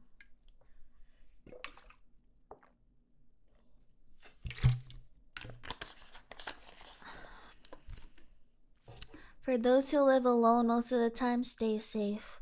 Yeah, guys. I have a roommate, so I guess it's safer, but man, if you live alone, oh, that's definitely scary. Okay, let's watch this. Door. That in of itself isn't so disturbing. Wait, what? And knock on Kathleen Frascarelli's door. That in of itself isn't so disturbing, but it's the fact that it was very late on a Sunday night, and the image she saw on her phone was of a masked person on the other side of the door. However, the fact that it was late on a Sunday That's night, a mask? and that the image she saw on the phone was of a masked person on the other side of the door, I didn't is enough to realize. give someone pause.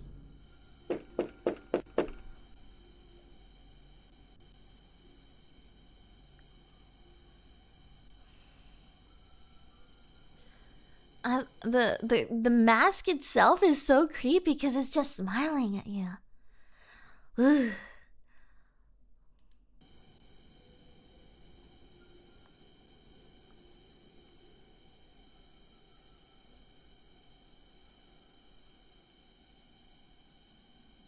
While playing back the video footage, Kathleen the homeowner noticed that the masked person tried opening the door at first, but thankfully it was locked. She described the mask as having this grotesque smile that never went away, and still hasn't gone away from her memory. The person knocks and then stands at the door for 15 seconds. Afterwards, the camera catches them pulling their sleeve over their hand, then wiping away their fingerprints from the doorknob they tried to open when they first walked up to the house. The fact that they wiped away their fingerprints already says that they were up to no good, if everything else about this didn't already scream that. Kathleen stated that he had something heavy in his sweatshirt pocket, which he doesn't know what it was. A neighbor who saw the person leaving said he had a bag that he was carrying with him, so God knows what was in there. By the time Kathleen made it downstairs, the person was already in a car parked across the street, which they sped off in. Footage like this is really the scariest because nobody knows how these encounters would have gone down if the doors were opened.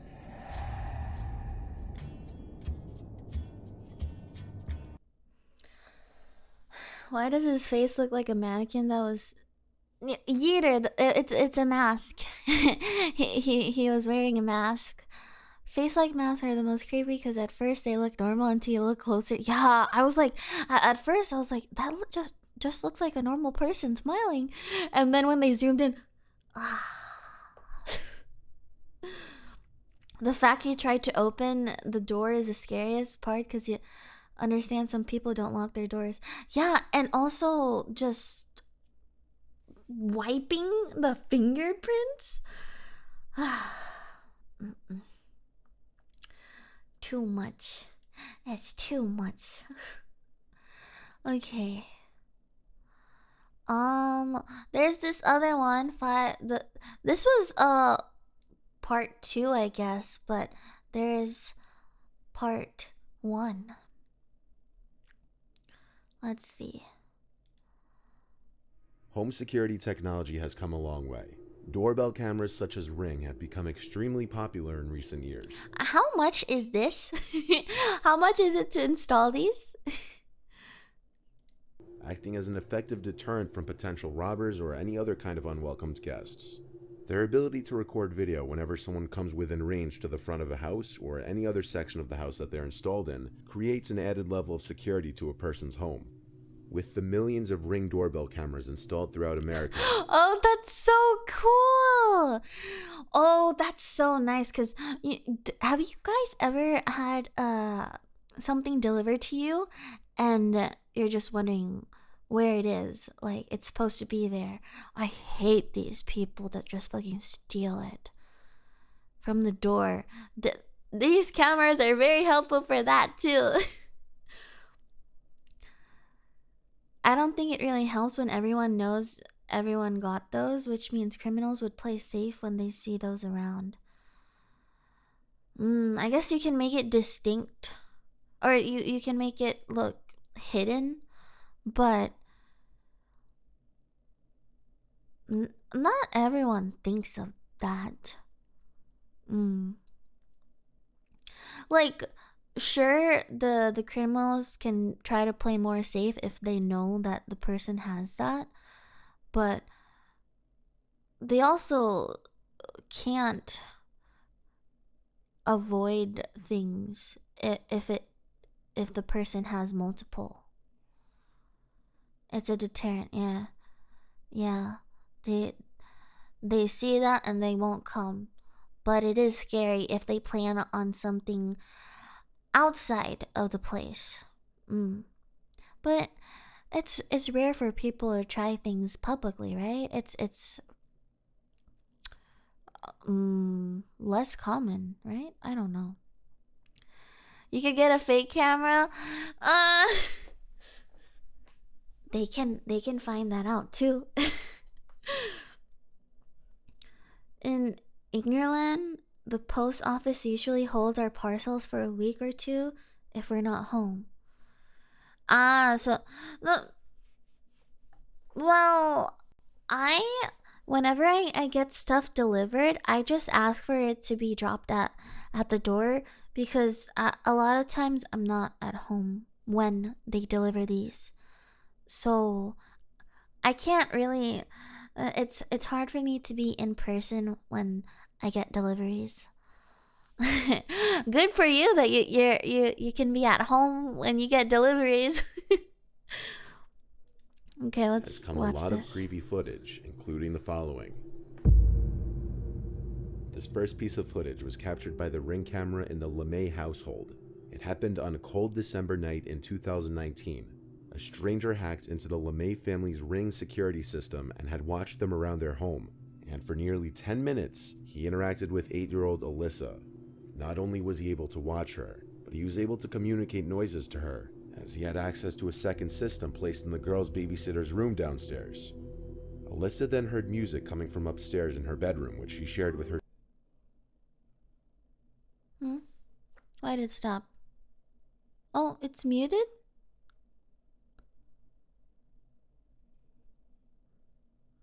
It's muted. What the fuck?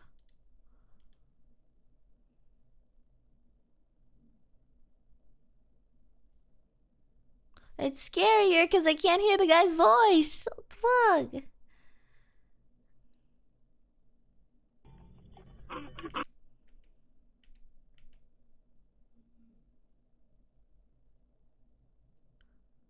Okay, we'll just watch it without the sounds then. Actually realized someone was there we watching go. her in the bedroom because the blue light from the Ring camera was blinking. Then, in a strange man's voice, she heard this. Hello there. The 8-year-old gasped and tried to figure out where the voice was coming from.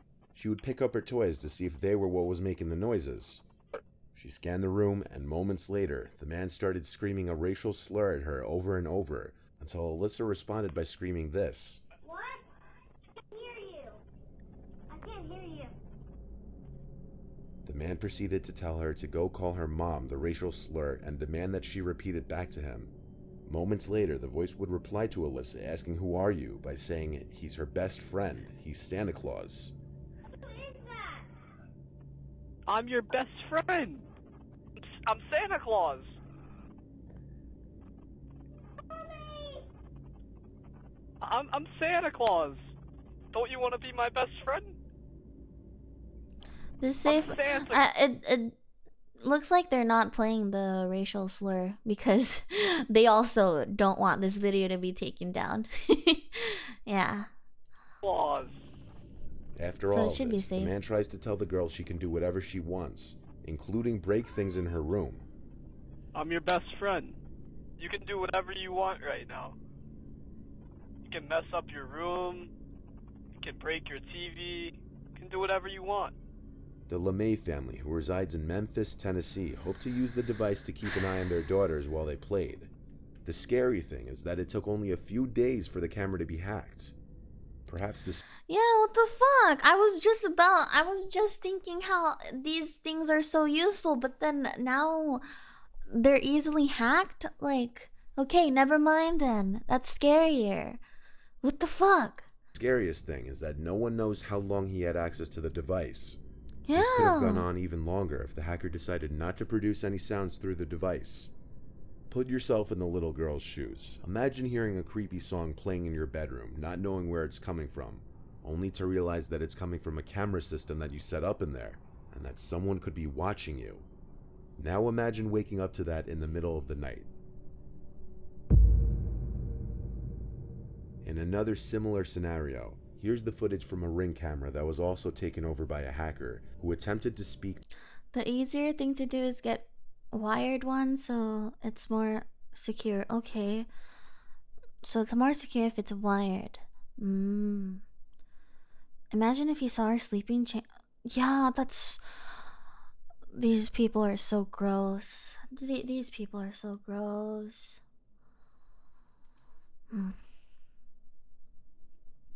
Looks like... Are all of these hackers? Maybe just two. Okay, let's see. To a young girl while she was watching television. What you watching? Bro, if I hear that while I'm watching, oh god, that's so... I get goosebumps. Just someone... What you watching? So creepy.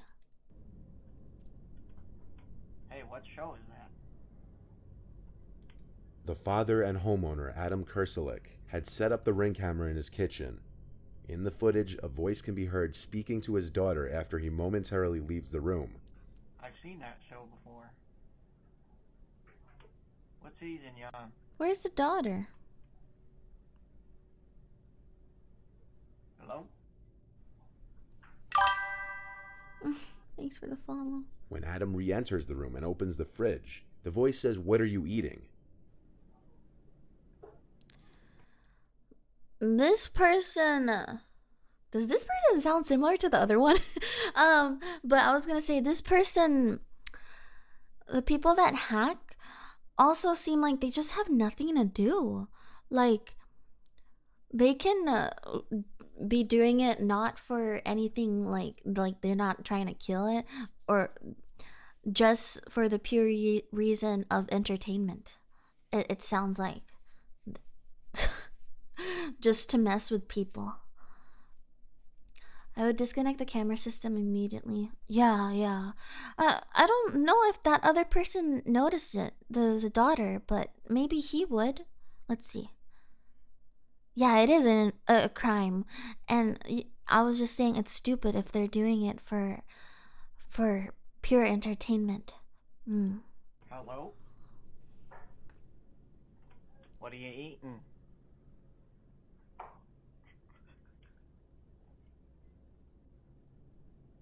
You hungry? What? He looks around at first, rightfully confused as to where the voice could be coming from, though he eventually catches on and approaches the camera as he asks, "Who is this?" Powering off.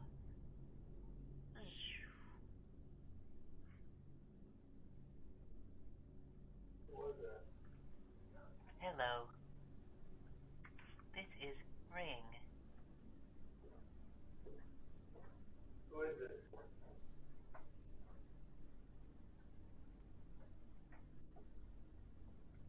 Who is this? Adam disabled the camera shortly after the video ends, and he expressed his disappointment in Amazon's lack of security on their products. Yeah. He said he was never advised to set up two-factor verification when he installed the camera 6 months prior. Because of the lack of security on the Ring devices, he has since taken down all his interior cameras. I would too. This and the Lemoy family's horror stories aren't the only ones of their kind, though, as since 2019, over 10 other families in different states had reported that hackers have spoken to them through the devices. On November 12th, 2019, That guy is even Googling, he just wants to have some fun with hacking. Ugh, disgusting. Disgusting people. If some voice comes from a camera aside from my family's voices, I literally start throwing my metal water bottle at it. Not at the camera. Don't do it at the camera. Just turn it off. Yeah. Ah. That is why you have camera outside the house, not inside. Yeah, I guess it's definitely safer if it's outside. Get a Ring camera. Just leave it outside, not inside. That's dangerous. Okay. disturbing footage of a woman screaming for help was captured from a Ring doorbell's camera in a small neighborhood of Los Angeles around 11 p.m. The screaming is followed by a white vehicle speeding down the street with the trunk open, from which the screaming is coming from.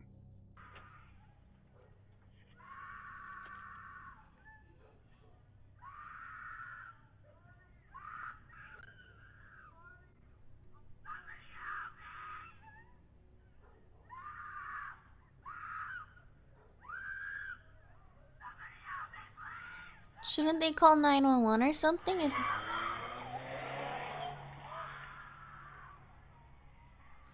shouldn't they call Police were not 911? aware of the doorbell footage until the following morning, but on the night of November 12th, they responded to a report of a possible kidnapping.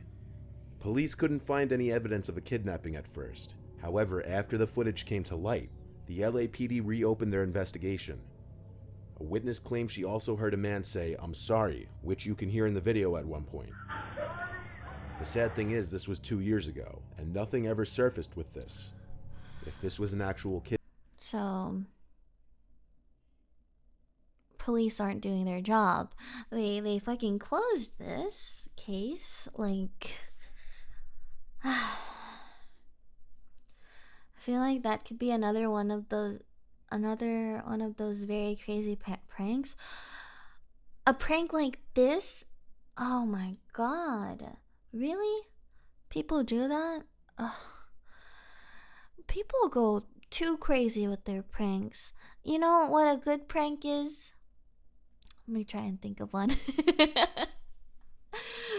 Something where a prank where the other person does not get scared or offended. That's a good prank.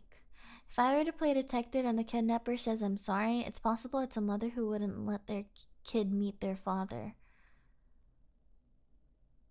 Huh?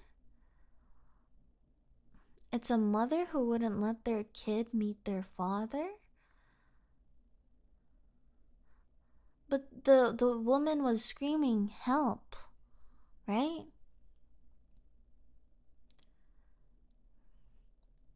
I have a prank. You say I love you to everyone, but you don't mean it. that my feelings hurt. Oh, that hurts.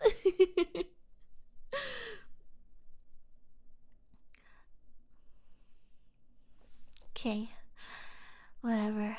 Kidnapping. The kidnappee was never found. This was the footage Is that a captured prank, around Tremor? 3 a.m. on a man's ring camera. Not much more information than that was shared. However, multiple conclusions can be drawn from what's seen. It starts with a masked woman seemingly trying to enter the man's house, until she notices the doorbell camera, at which point she stares into the camera for almost 40 seconds. Halfway into her disturbing gaze into the camera, she puts on a pair of goggle-type glasses and pulls the mask covering her mouth and nose up higher onto her face, clearly trying to mask her identity as much as possible.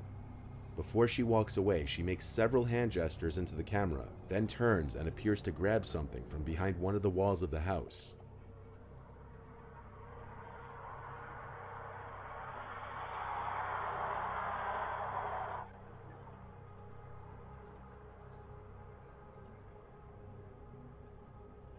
As she slowly walks away from the house, you might assume she's leaving for good. However, you can see she continues to pace back and forth in front of the house until the video hits the 2-minute mark, at which point the doorbell camera is set to stop recording. After the video ends, however, according to neighbors, the woman was seen standing outside the house for at least another 20 to 30 minutes before finally disappearing. It's not known who this woman was, whether it be a crazy stalker ex-girlfriend or someone completely random. This begs the question, what could she have wanted with the owner of the house? But given everything the woman was wearing from head to toe, it's obvious she came to that house with intentions of masking her identity. Why is a question that may never be answered. Yeah, if you're covering yourself, you're trying to hide yourself. That means you're not doing any good shit. That's you on a Monday. All of these people in the cameras are you on a Monday, Matthias, at this point. It is a very nice balcony. Okay, last one. And with this last one, we see a scene that seems like it was taken straight from one of the hundreds of stories I've read on the channel. Once again, at some off hour in the night, a woman approached the front door of a Reddit user's dad's friend's house somewhere on the east coast of the United States. The woman seems to have a slight smile on her face at first, as she looks around the front door of the house all confused like. She stands there for 2 full Is that a minutes knife? at least, Wait. acting nervous and confused, Oh. looking behind her several I times didn't in a even paranoid manner. realize. But what is most concerning about this unexpected visit was the large kitchen knife in her hand that she looks down at several times in the footage. Yeah, it's a Hello, motherfucker. bitch. No, don't do that. Thanks for the bits, While though. the generally accepted theory on this was that the woman has some form of dementia, and while this may be a realistic explanation, this cannot be 100% confirmed simply based on the Yeah, this girl just looks crazy. Like something is wrong with her. video. While it is unfortunate if she does in fact have dementia or any other sort of illness that caused her to do this, it would still be hard to imagine just how scary this would be for the owner of the house waking up in the middle of the night to this footage from his doorbell camera. Surveillance cameras in general have come a long way in providing security to people's properties.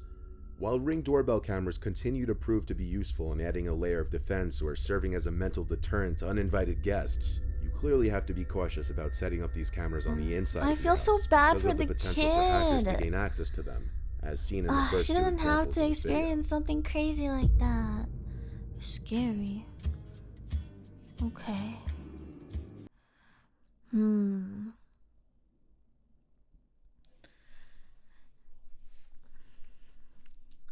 I really like the Ring camera ones. There's this volume 3 that we can watch. Okay, what else is there?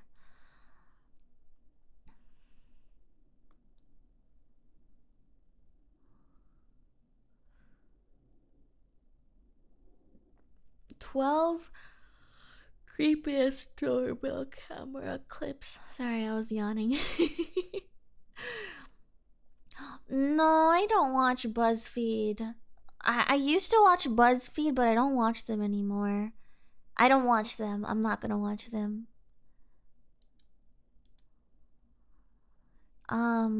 Let's see. 12 creepiest doorbell camera clips.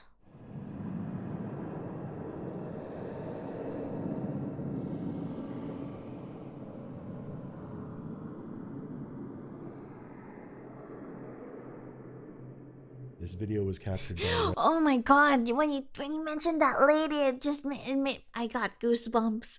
No. Now every time I yawn, I'm gonna think about that lady. That face was creepy. You wanna one day again? Reddit user's doorbell camera. He claims to have woken up to his dog going crazy outside, followed by a notification from the app Ring, saying motion was detected at his door. Upon opening the app, he's greeted to nothing but an eyeball looking directly into his camera, and a man whispering and mumbling to himself.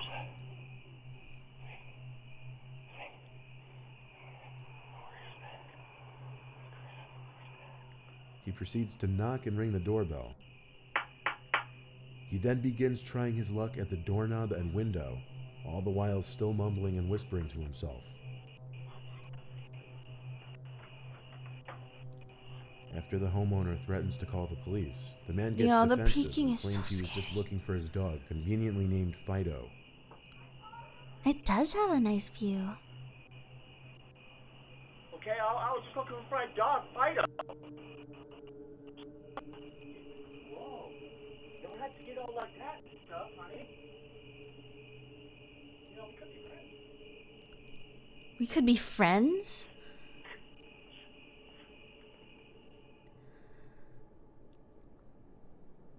In this I hope they were just looking for their dog, but that's still creepy. Fido? Really? I've never heard that name before. I've never heard that name before. Okay. video, we see a man seemingly waiting to be led into a house. Whether it's his house or not is unknown. As he waits by the door, a strange animal-like Poor guy. No, he's not a poor guy. It's creepy. It's creepy. Fido really is a generic dog name? Oh, really? You know, I like a dog named Kohi, you know? Oni. I have serious doubts about there being really a dog. Using real generic dog names makes it very difficult to believe, if you ask me. Yeah, just looking for my dog Fido. Oh my god, that's him. Yeah, it's representing America. Yeah. Parent figure can be seen floating towards the door, and as it reaches and passes the man, he turns, possibly reacting to a sound he may have heard. Wait, what the fuck was that? Huh? What the fuck was that? Huh? He turns, possibly floating towards the door, and as it reaches and This? passes the man, he turns, possibly reacting to a sound he may have heard. Now we going supernatural. What would make that like black image thingy? Like a shadow, right? Okay, I play it again. Possibly floating towards the door, and as it reaches and What? passes the man, he turns, possibly reacting to a sound he may have heard.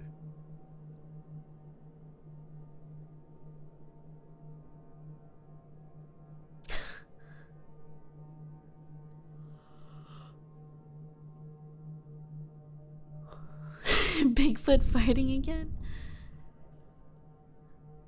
Maybe it These the only what the fuck? The only logical thing to think about is it was the camera. It was something to do with the camera itself.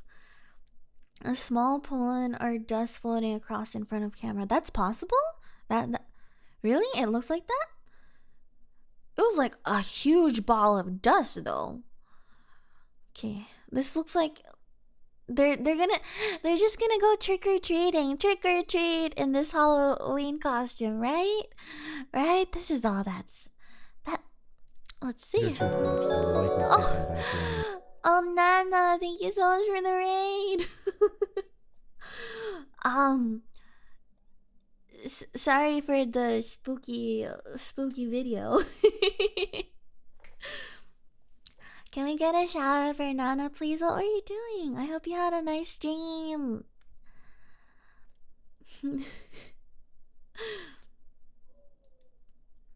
Hello. Welcome, Raiders. My name is Eddie. I am a mouse.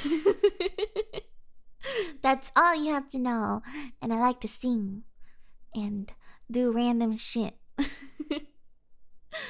Hello. Oh, no, you so cute. Oh, okay. Good night. Sleep well. Thank you again for the read. What time is it where she is? Anima, you were already here. No, Alonso, not a rat. Not a rat. A mouse. Yes. Oh, 3 a.m. Okay, go sleep. Shh. Yeah, I would be really sleepy at that time too. That's a scary time to watch these videos. So what we're doing today, we're just watching creepy videos. This one is the 12 creepiest doorbell camera clips. Yeah.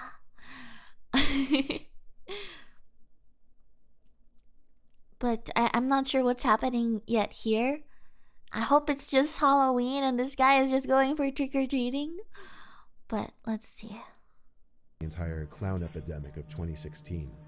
In this first clip, we see someone dressed as a clown wielding a small sword, lurking around by the front door for a bit and running off after ringing the doorbell. Is this just a prank? Is that real? Maybe it's not real. I don't know. Oh, they got scared? Similarly, in this next clip, The clown got scared, guys. Thank you for the follow, Dad. Yeah, they saw the camera. They were like, "Oh shit, I shouldn't be pranking here." Yeah. Bitch. someone dressed as a clown can be seen standing in the distance, looking at the front door. After a while, he approached. Yeah, there was a lot of clown pranks at one time, huh? Clowns are allergic to evidence. That follow notification keeps scaring me. Same, actually. I keep jumping every time I get a notification. There is a time where people dressed as clowns to scare. Yeah, there is a lot. Maybe it was during when that clown movie came out. The 2016 creepy clown thingy. I saw a lot of videos. What's this one? Let's see.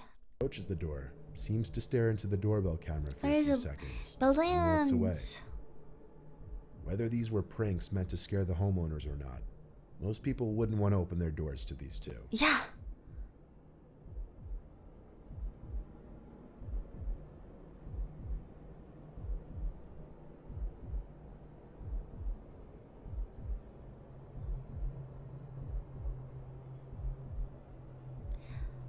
Ball clown. Oh, they have hair.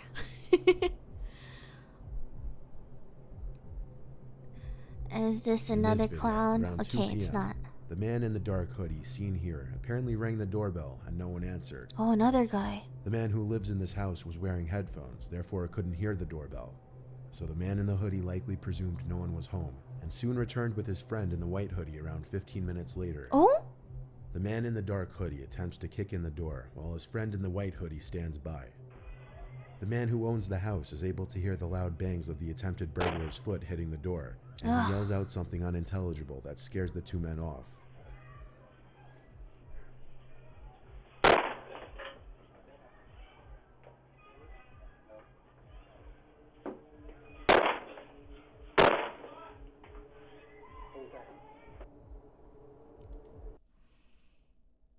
I can't believe they would just do that. Are there neighbors that can hear that?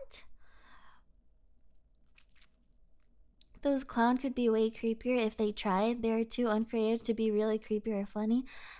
Yeah. they're just copycats.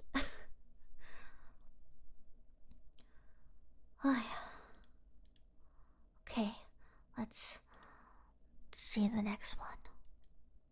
They don't care. They don't, I guess. In this video, the camera catches a shirtless man. Apparently this guy was put up to something he did not want to do. Oh, was he bullied to do this? That's so sad. Approaching the door. But instead of actually ringing the bell or knocking on the door, he pretends to knock on the door. What you can't see on the screen is a car that's waiting for the man in front of the house. According to the homeowner, he could be seen talking to someone waiting in the car off camera later on. It's likely that the shirtless man was forced to do something by the person in the car. Clearly something that he doesn't want to do, given that he fakes an entire conversation with the homeowner, all the while checking to make sure the person in the car could see him talking.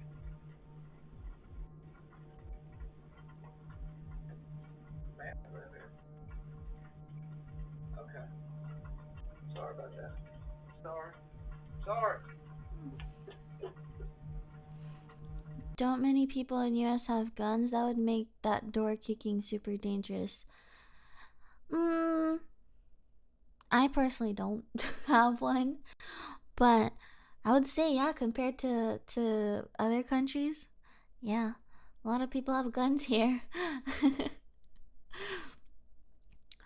But people are just careless and stupid, so It was apparent he or the person in the car were looking for a person named Matt, who they thought lived in this house. One could only imagine what this man was put out to do to this Matt person.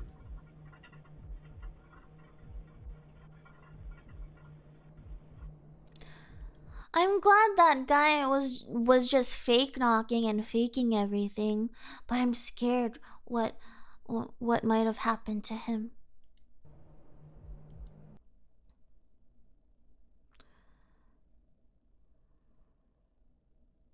The American memes keep talking about having guns, so I'd assume each citizen has a gun.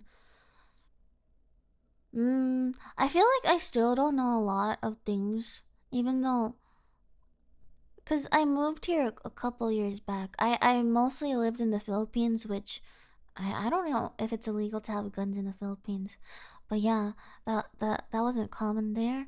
I moved here, and I know of one friend that has a gun. but that's it.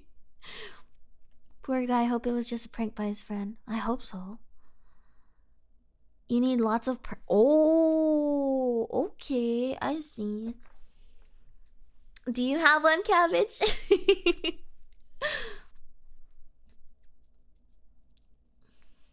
So this emote is fake? Yo, that you've never heard about fake guns before? Yeah, that's the emote. Okay, let's watch the next one. In this video, the doorbell camera detects motion, but seemingly nothing appears in the frame except for a small white orb that floats across the screen. Oh, yo, ghost orb. Phasmophobia, ghost orb. Yo. Appears in the frame except for the doorbell camera. That's so detects motion. weird. What the fuck is that? In this video, the doorbell camera detects motion, but seemingly nothing appears in the frame except for a small white orb that floats across the screen. Some paranormal investigators have referred to orbs appearing in pictures and videos from allegedly paranormal sources. Apparently, Bye, Matthews. Thank you for hanging out with us. Extreme hassle to process. I'd rather devote those money to something else. Yeah. I wouldn't get one either. Ghost orb lower down fingerprints too. Oh, we got one evidence. Camera is not in night vision, so it's no ghost orb. They don't need a night vision for a ghost orb, right? Right? To some cameras, so I don't count this as creepy. Really? This happens? I mean, what's the explanation for it? It's just like a camera bug or something? Or what? the orb in this video is significant enough to trip the motion sensors of the camera system.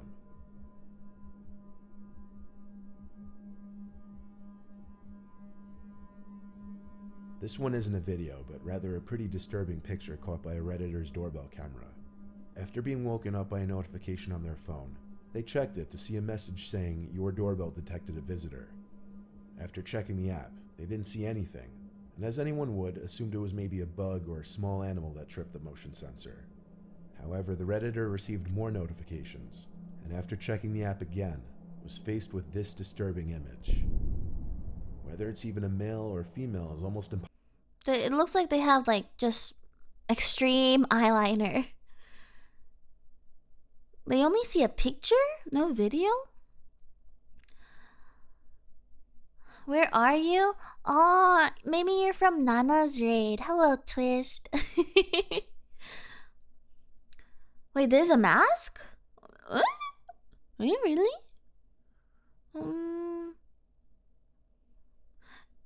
Yeah. Impossible to tell. But perhaps the most disturbing part of the image is the shape and distance of the person's eyes.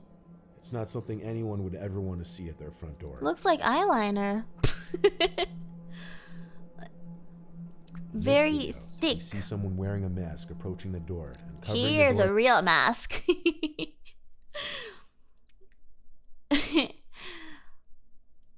with a piece of tape. The homeowner got an alert that Oh. motion was detected on the porch, and upon checking the footage was ready to grab his gun. It's not known what was done while the Yep, but that's definitely bad. We're just watching creepy. tape was covered. with condoms. Pucha! Eventually, one side of the tape peeled off, revealing Pucha, don't do that to me.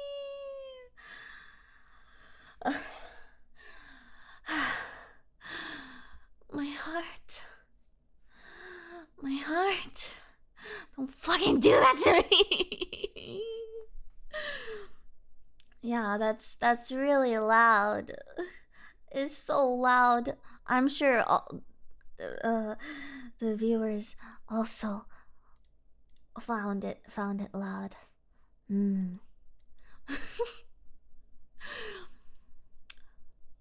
Thanks for the bits, I guess. Oh, I need to have a cooldown on that. No more dicks. No more dicks, guys. Okay? play other sound alerts, not that.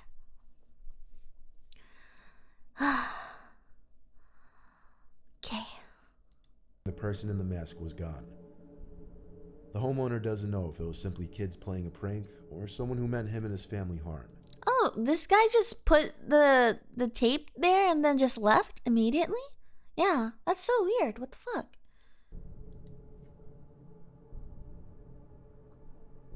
This video shows exactly why you should always check who's outside your door before opening it.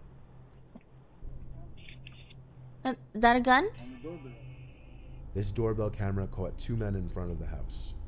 One of them approaching the front door and ringing the doorbell, armed with a gun. He attempts to hide his face as he approaches the door, then hides off to the side, waiting for someone to open up.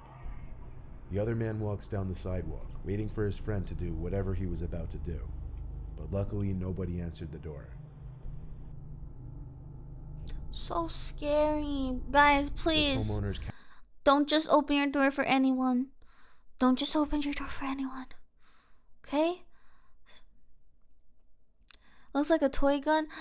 Whether it is or it isn't, you wouldn't know. Unless you open the door and they shoot you.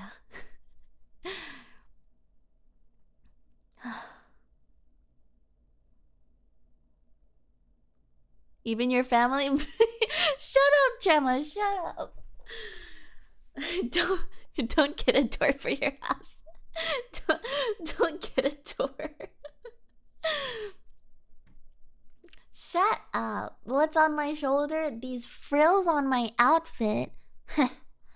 Okay? My hair. Yeah. That's what it is. camera captured. Also, it's like 12 p.m. here. It's afternoon. I am safe. It is broad daylight. And I have a roommate. There. Extra safe. Two suspicious men pull up in their Or if you don't have that on your door, get a door that does. Or just like the what is it called? A peeker? A peephole? Is that what it's called? Okay, let's actually watch this.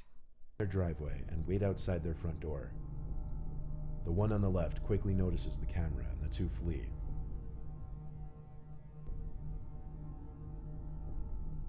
Ha! Bitches. Oh my god. Like, oh my god. That's why cameras are good. Fake cameras. Not even 15 minutes Fake later, cameras the too. two pull up into the homeowner's driveway again. Again? They apparently decided they'd go through with the break-in anyway.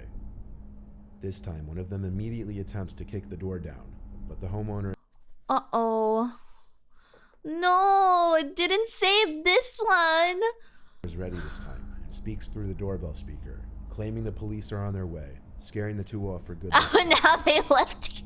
Okay, I'm sorry. That was kind of funny that they're like all tough and come back. Okay, let's do this. And then they immediately flee. Good. I'm glad they did leave. The need of gates.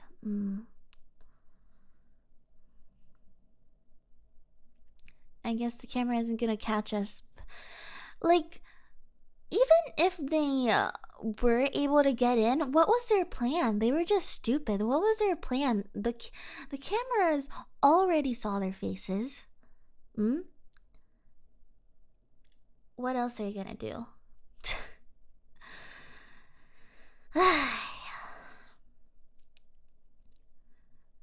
No, it didn't.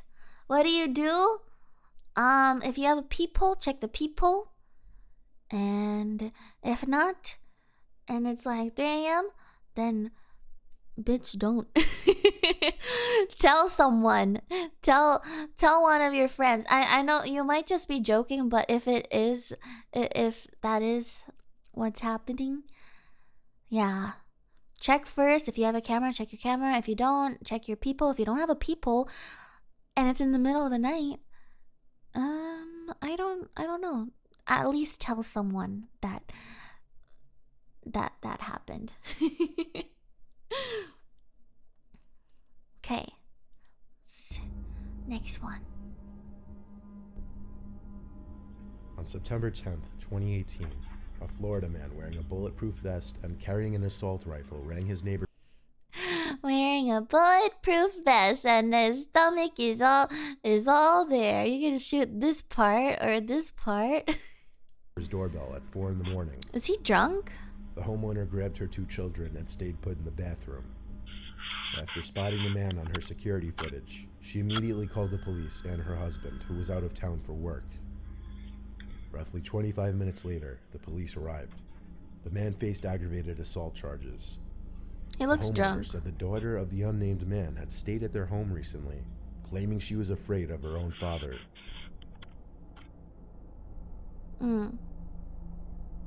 Bit late to cover the camera, yeah. At some off hour in the night, Here. this man's doorbell camera captures a mysterious, transparent-looking, blurry figure slowly moving down the sidewalk across the street. Where?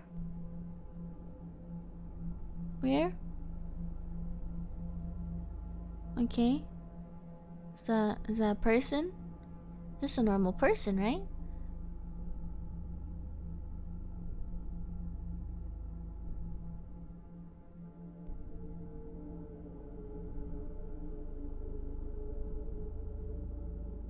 What am I supposed to be looking at? This person that was walking there?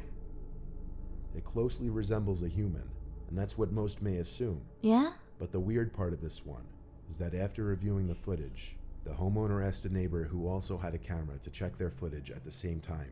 I'm so scared of what I'm gonna see! And their footage didn't reveal the figure walking down the sidewalk.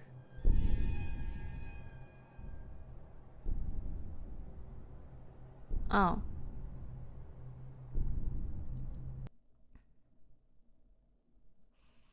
You don't see anything. Because there's nothing.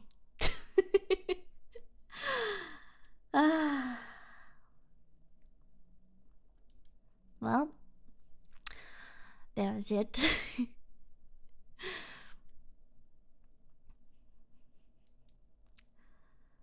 I saw something earlier, the scary roommate here. 4 disturbing true roommate horror stories. Should we watch that? I'm interested because uh-oh, I have a roommate. What if I get scared of my roommate because of this video? Okay. Let's see. Oh. Story 1. It doesn't seem like there's footage for this one. It's just stories, I guess. So we will never know if it's real or not if there's no footage. When I was 22, I got a job in New York City. Living in Jersey, however, there was no way I'd be able to do that commute daily, so moving was a necessity. Only thing, I didn't have a lot of money yet, so when I saw an ad on Craigslist for an available bedroom in an apartment in the Hell's Kitchen area for a really low price, I jumped on it. I took a ride to the city the next day to view the apartment, and the landlord gave me a quick tour of the place. The landlord himself seemed a bit socially awkward, but that didn't really matter at all. The place did come with a catch. I'd have a roommate. The landlord said he's a very quiet, to himself kind of person, which he said was good. My roommate's name would be Bren. The landlord knocked on Bren's door asking if he'd like to come out and say hello. Bren didn't even answer. The landlord suggested he might be taking a nap. So we moved on to talking in the living room, where I said I was interested in renting. I signed an application, and the next day, the landlord called and offered me the room. So I moved in the next week. My dad helped me unload all my furniture into my little room. Something odd to note was that never once did this Bren character come out during all this commotion to at least say hi. He was definitely home. We heard him moving around in his room. I came to the early realization that he probably wasn't going to be friendly at all. When we finished unloading the van, my dad left and I was alone, officially moved out.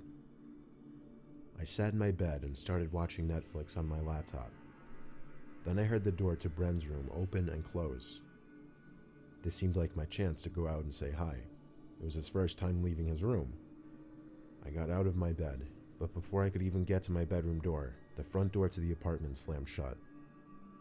I stepped outside to the living room, and no one was there.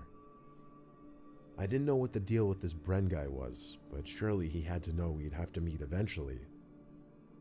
I went back to my room, ate a bowl of ramen, and went to sleep. I woke up when I heard the front door to the apartment close again. Then footsteps followed. The footsteps on the creaky wood floor made their way to the outside of my door, then stopped. I sat up and looked at the crack below the door. The outlines of feet could be seen through the light creeping in under the door. Why was he just standing out there like a creep? Of course I didn't say anything, I just waited for him to walk away. I didn't have my door locked, and I was low-key terrified of him entering my room. But thankfully, he walked away from my door and back to his room, and I heard him shut his door. I tried to go to sleep, but all night all I heard were thumps coming from his room. I had no idea what he could possibly be doing. I was tempted to go knock on his door and tell him to keep it down, but I hadn't even met the guy yet, so I had to deal with it. Eventually I fell asleep, and when I woke up in the morning, it seemed Bren was out already, maybe at work, I didn't know at the time. I spent most of that day shopping for groceries and basic apartment necessities. When I got back, I dropped all the bags on the couch in the living room to give myself a rest. I cooked dinner, watched some Netflix on the couch. All the while, Bren never came home.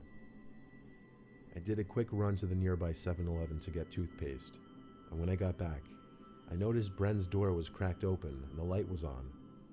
So I figured this was it, the moment for me to say hello. I went to his door, knocked lightly twice, then pushed the door open. What I found in there was shocking, or maybe I should say what I didn't find in there. The room was completely empty.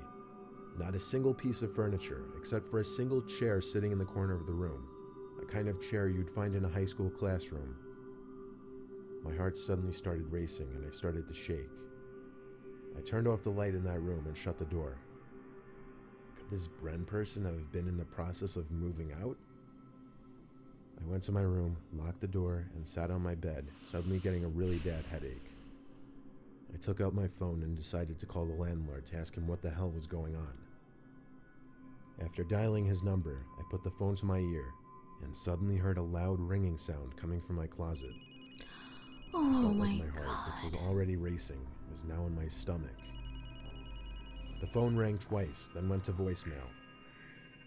I got out from the bed, ready to open the closet, but I stopped and realized that given that the phone rang twice, that means he had his phone and he declined the call.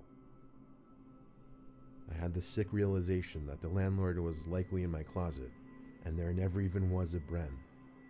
The I ran to landlord? the bathroom, locked myself in, and called the cops. They got to the apartment shortly and searched the whole apartment with me. Sure enough, we found the landlord hiding under my bed. I tried pressing charges for trespassing, trying to get myself out of the lease, but it turned out there never even was a lease. The dude wasn't even an actual landlord. He didn't even own the apartment. I didn't get the rest of the story, like how he got the keys in the first place. I had my dad come the next day to help me move all my stuff back home. I found another apartment the next week, and it was a huge hassle going through the whole moving process again. I knew from the start the so-called landlord gave off bad vibes. But who would have ever imagined the events that were about to It take was a place? scam! It's a fucking scam! It was all a fucking scam. Bitch, we were all scared of the roommate, but it was the fucking... Not even a landlord, just a random dude. That is so fucking creepy. That is...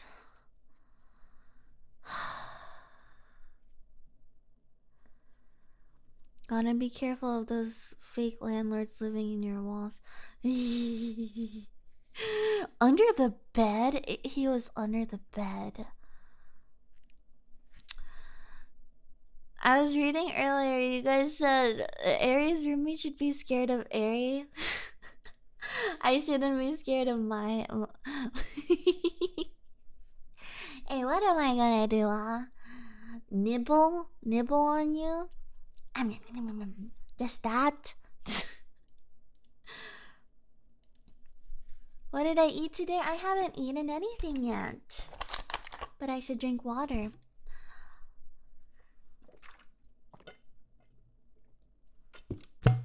That is all my water. I finished my water. Smooch for Ivan. Mwah. Yeah, I haven't eaten. It's fine.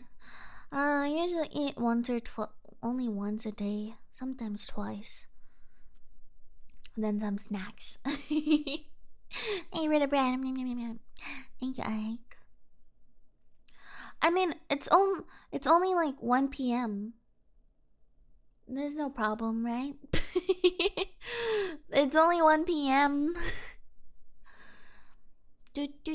I have leftover food from yesterday, so I can just have that. Yes, what Trema said. I basically always stream without having eaten. I would stream at like 10 a.m. with an empty stomach. Yes, and then I would eat after stream or a few hours after stream. Okay, I think I'm gonna finish this video and I'll end. Let's see story 2. Stream at 10 a.m. and wake up at 10. Hey, I was up at like 8, okay? I was up at 8. Yes. And then I streamed at 10:10. Okay, let's watch this.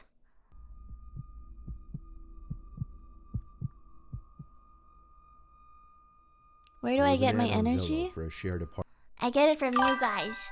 I just devour your energy. And that's mine. Honor bound. Thank you so much for the follow. Who wakes up at 8? Is that late? Sometimes I for work I wake up at like 6 because I work at like 7 to 3, something like that. I don't even know my work schedule. 7 to 3, 7:30 to 3:30, and then I wake up at 6. And then yeah, for my stream days, if I wake up at 6, I can't fall back to sleep. So yeah. But today I was able to sleep 6 hours. It's pretty nice. Pretty nice to sleep 6 hours. Hello, R. Johnson. How are you? So that's why you're always so low energy. Yeah, because I take it away from you. Num num num num num. I let myself sleep longer last night because I had to wake up so many times early this week. Like, sometimes, you know when you haven't been able to sleep well because of work or other stuff, I always want to sleep longer during the weekends. And sometimes it just doesn't work that way. Because my body is used to the normal schedule. Is it because someone rings your bell whenever you try to sleep? That's scary. That's scary. Okay, we're gonna actually watch it now. Apartment. There was an ad on Zillow for a shared apartment near the chicken farm I worked at. I moved in because it was convenient and already furnished. I just dropped off my clothes and a mini dresser, and I already had a bed to sleep in the spare room. The man who was renting the room out to me was old. He was like 70 or something, and his name was Ben. It was a non-contractual agreement, meaning I'd pay him by the week, but he was more or less still a roommate. He was very... I actually also, I did that when I went to the US. I lived in a house and I was paying weekly. But I didn't really think about it. Nothing bad happened, but just imagine if it was one of the if I was at a weird person's place. There was no contract or anything like that. I was just paying. This is not about me. This is not about me. But it just reminded me of that. Yeah. Very old-fashioned, and that included everything in the house. I've never exactly come from a wealthy family, so trust me when I say this was a steal for me. One night after getting home from a long day of work, I collapsed into bed and fell asleep like a baby. But suddenly, I awoke to the bedroom door opening. Light poured into the room from the hallway, and standing in the doorway was the old man, Ben, with his hand on the doorknob. He said in his deep, hoarse voice, "Stay out of the basement." He said he knew I went down there. I defended myself and assured him I didn't, because I actually didn't. He shut the door, and I heard him walk downstairs. I sat there thinking this guy must be unstable or something. The next day, I was off from work. Ben took his old jalopy down the road. I'm guessing to the store. The Discord link expired? Oh, am I not level 6 anymore? Or level 3? Man. Let's see. Oh, it's still level 3. How is that expired? Oh, it's level 3 again. Thank you, Gemma. Thank you. But yeah, it's here. That's it. That's it. Bum bum bum. Bum bum bum. Thank you, Gemma, for the boost. Is my model based off a camera? What do you mean? What do you mean, the movement? The movement is through iPhone tracking.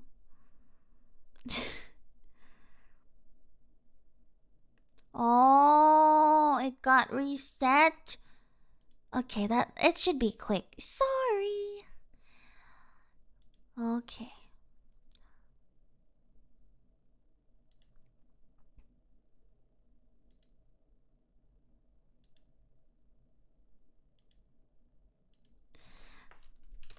Discord, why you do that? Should be good now.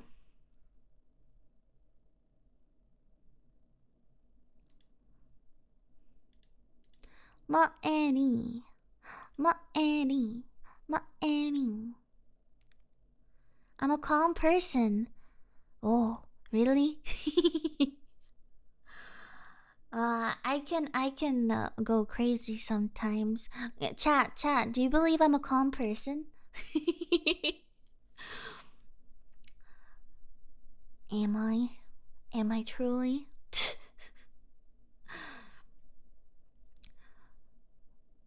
Most stream while sitting from what I've heard. What is? I have a question. When VTubers stream, do they stream while standing or sitting? Why would they stream while standing? Unless they're doing like something that requires them to stand. I'm sitting. What do you think I'll be? What? For example, if it's VR, they could be standing. Squat streaming.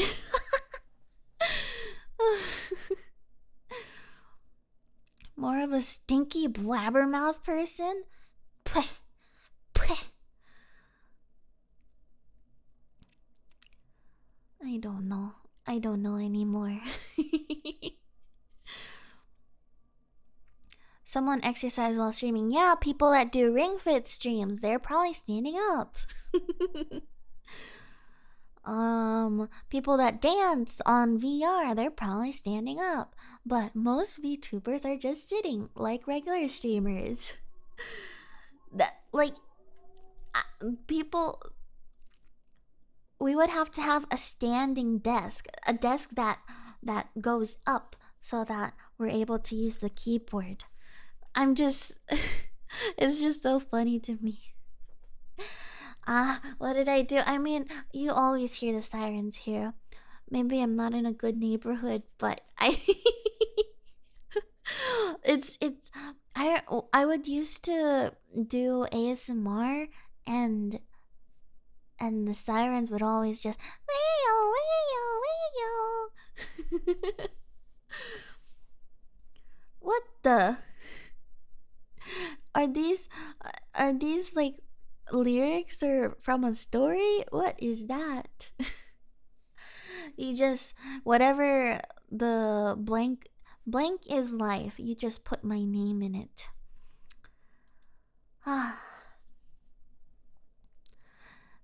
Yeah, a standing desk. A desk that stands.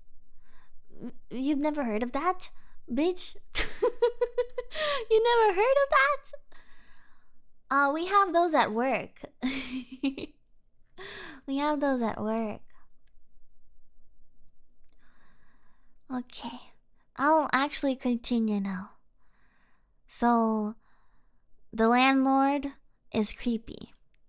That's what we got. I was alone. I stared at the basement door. I knew it was the basement door because I'd seen him go down there before.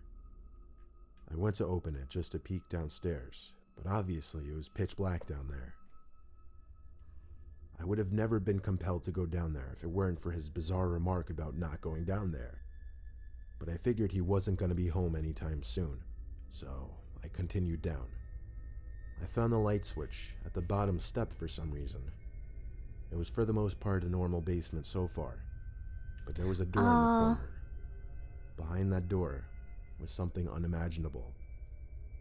The door was very hard to open because there was some rubber concealer under the door. I'm guessing to keep that awful smell out of the rest of the basement and house. The inside of this little room was a nightmare. Bloodstains on the concrete floor, black bags stacked in the corner of the room, The stretched serial long enough killer? to be carrying bodies or body parts. And the smell of rotting life. I had to refrain from puking right there. I noticed a camera hung in the top right corner of the room, aimed down at some workbench.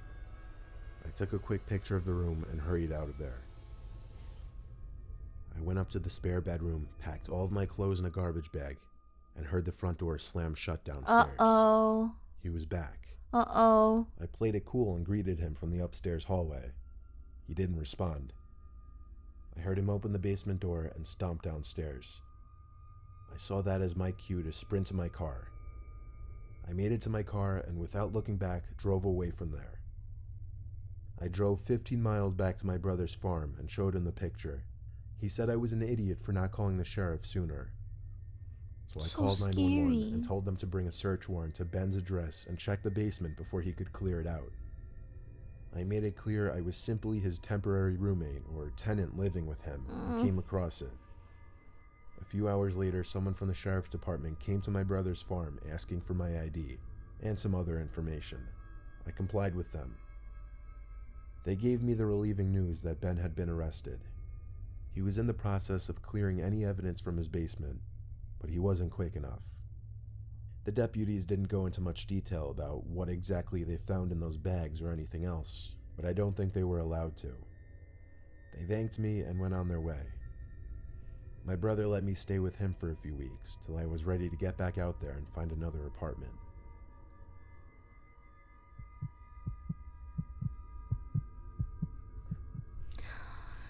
What's happening in chat right now?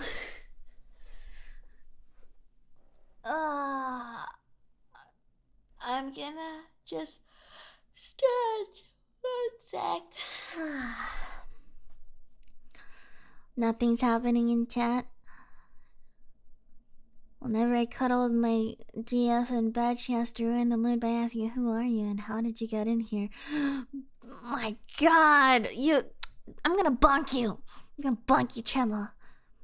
I can't watch too many of these. I begin to get paranoid. Oh, it's okay, Vile. You don't have to. If it's too much for anyone, just close the stream. Yes. Thank you for the hydrate. There's still a little bit of water.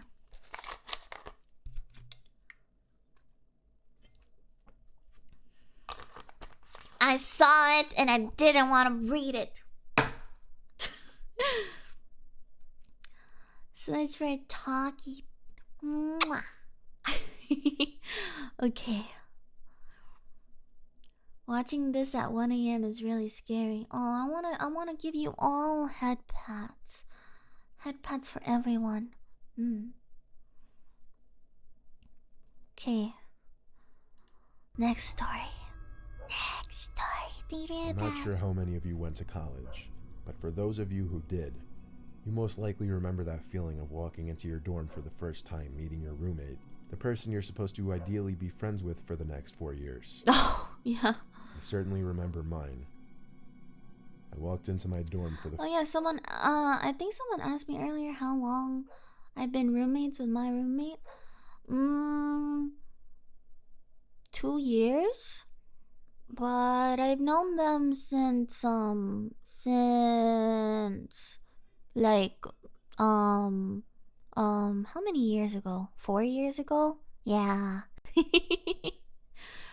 But we became roommates like we're both in the military, so circumstances go to that. the first time, and there was my roommate. He had fair skin, black hair, glasses, and a slightly feminine tone in his voice. There was nothing wrong with any of that, but to me, he just immediately struck me as the gaming type, which was not exactly someone who I was going to vibe with easily. From the moment I shook his hand and he gave me a dead fish handshake, I was a little put off. I'll call him John for the purpose. Eh? What? What do you mean feminine? I'm not in the army.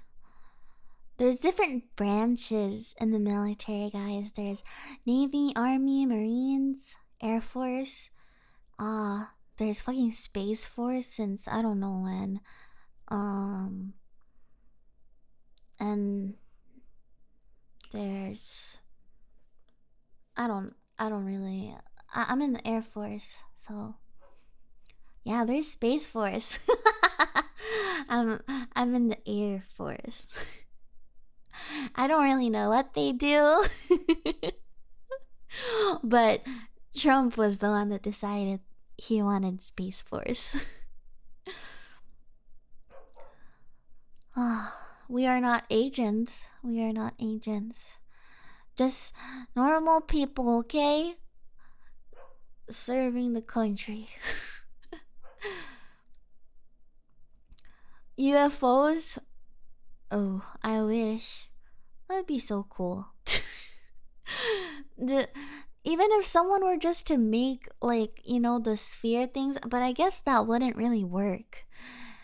If someone's able to create that, like the sphere type of plane or air vehicle, that'd be cool. I don't have a gun. I'm in the military and I don't have a gun, okay? Okay? That's not everyone has one.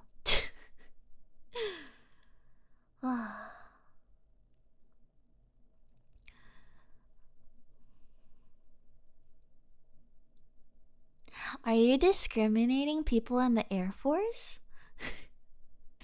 There's people in the Air Force that fight with a gun. There's like, you guys are uneducated, but it's fine. There's different jobs. There's doctors, there's people that sit in desks to work, but there's also people in infantry. So it's a variety of jobs for all branches. Okay? Just so you guys know. But me, yes, I sit. I sit and do my job.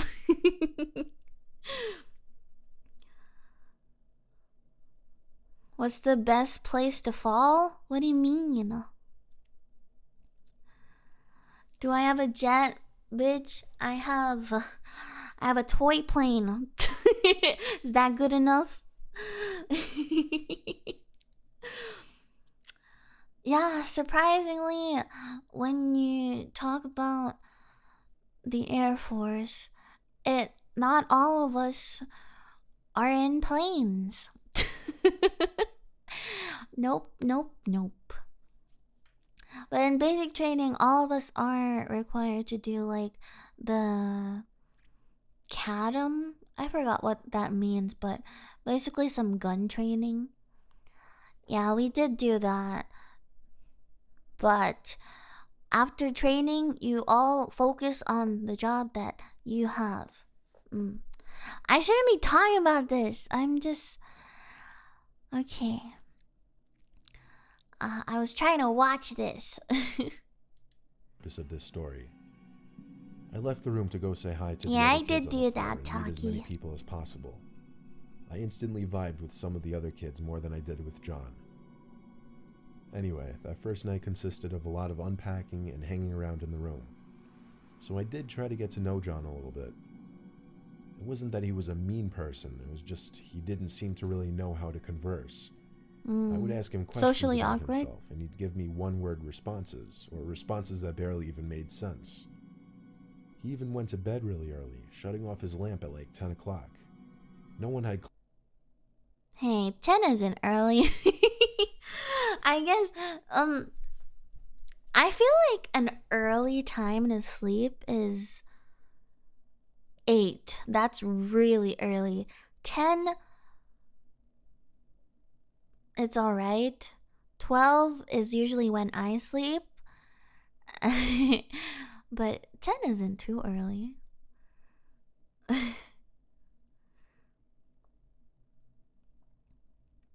It depends on the person, too. It depends on the person, okay?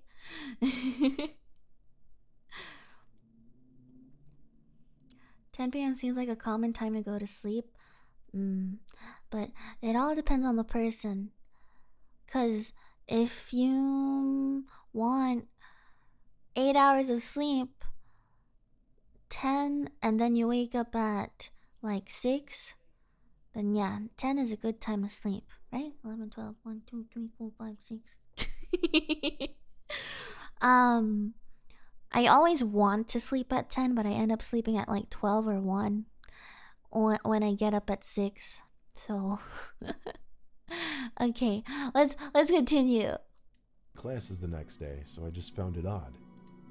I put headphones in and watched videos on my phone until around 12.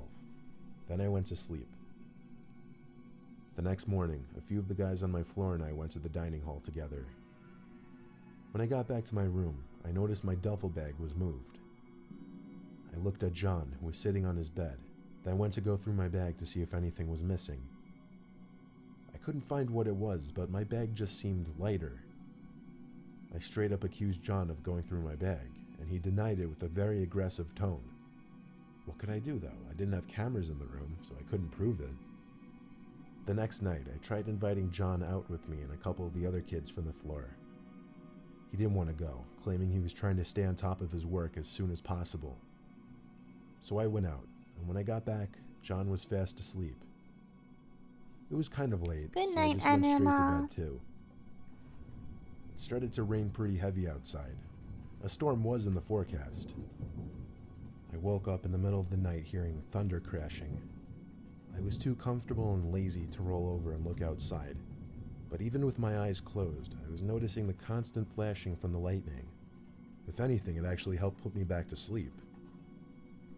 The next morning, I woke up, and my backpack was open and moved. I didn't accuse John this time. I decided I was going to stay up that night and wait, listen to what he was doing. So, after a long rainy day, night came, as did the time for me to hit the hay. I stayed on my phone for a long time, listening to the rain outside the window. Around 1 or 2 a.m., I flipped on my side and pretended to be asleep. I did this for a long time, and eventually I started noticing the flashes again. 2 or 3, actually. I turned to my other side and saw John sitting upright in his bed. I only caught a glimpse of him quickly putting down his arms as I flipped over. Suddenly all those flashes made sense. It wasn't lightning, it was him taking pictures of me. I played dumb and said, "What are you doing?" He stuttered and said he couldn't sleep. The next day I told the other kids on the floor about it and how weird John was overall. They said I should request a room change. I agreed with them. At whatever point I went back to the room, John was actually gone for once. I couldn't believe it. His laptop was also on his bed with the lid cracked open. I had to snoop. I was too curious. I opened the laptop and I was on John's desktop, which was littered full of folders, programs, and That's my the desktop. messiest desktop I've ever seen. I'm sorry. That's I mine. started opening the random pictures on his desktop. Most of them were weird, but then I got to the disturbing ones. Pictures of me.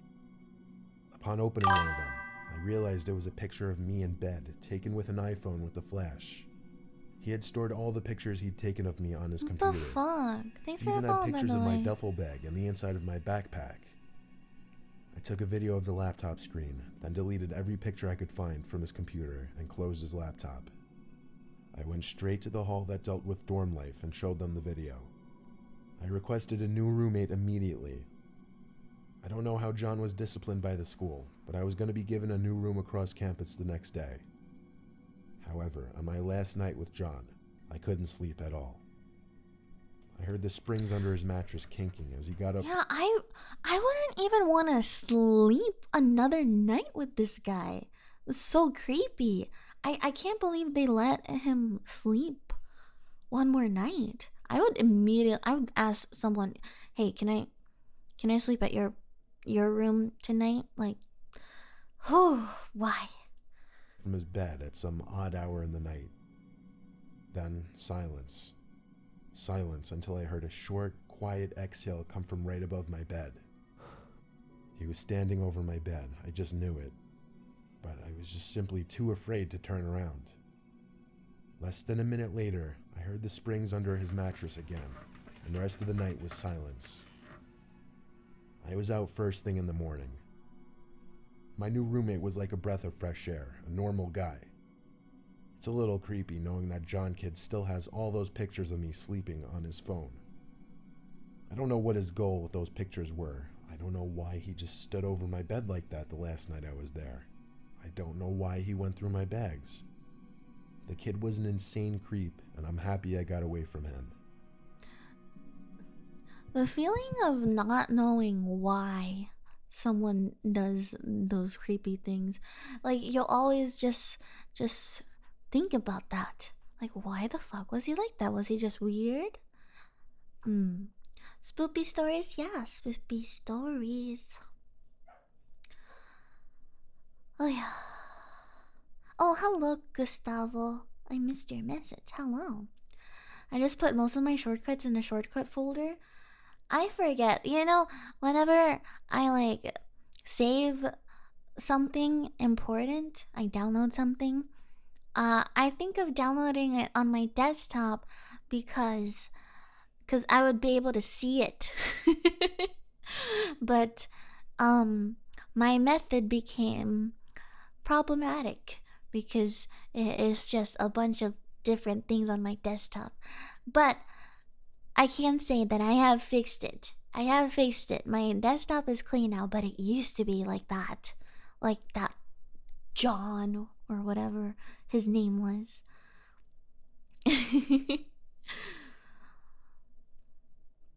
Worst case, he had a weird fetish. Maybe I don't know. I can't think. Yeah, it makes sense. Helps you not to forget to have it download on desktop.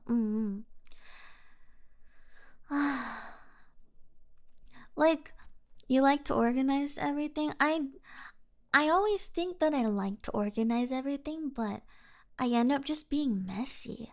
Like, I have a folder for games, but then one day I just download a game and I forget to download it in the game folder. That I have so many problems with my covers too. Like I make the recordings and all that, and then I forget, where did I download that again? My video, the MP3 file is just, yeah. But now I think I have a designated folder for it now.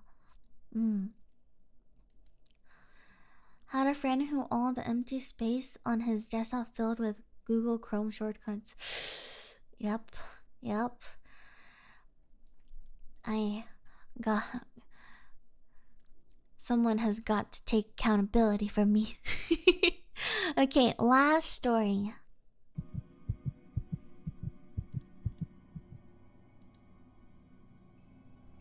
When I moved out from home, my dad's friend Kathy was subletting her apartment with 2 bedrooms. She said she'd give me a good deal, however I'd have to share it with some older woman she found. She was tight on money, so I understood. Kathy introduced the woman and I the day I moved in. Her name was Betty. Thanks for the follow. She was like 60 years old. It felt weird knowing I'd have a roommate who could almost be my grandma. Since Kathy was subletting the apartment, it already had furniture.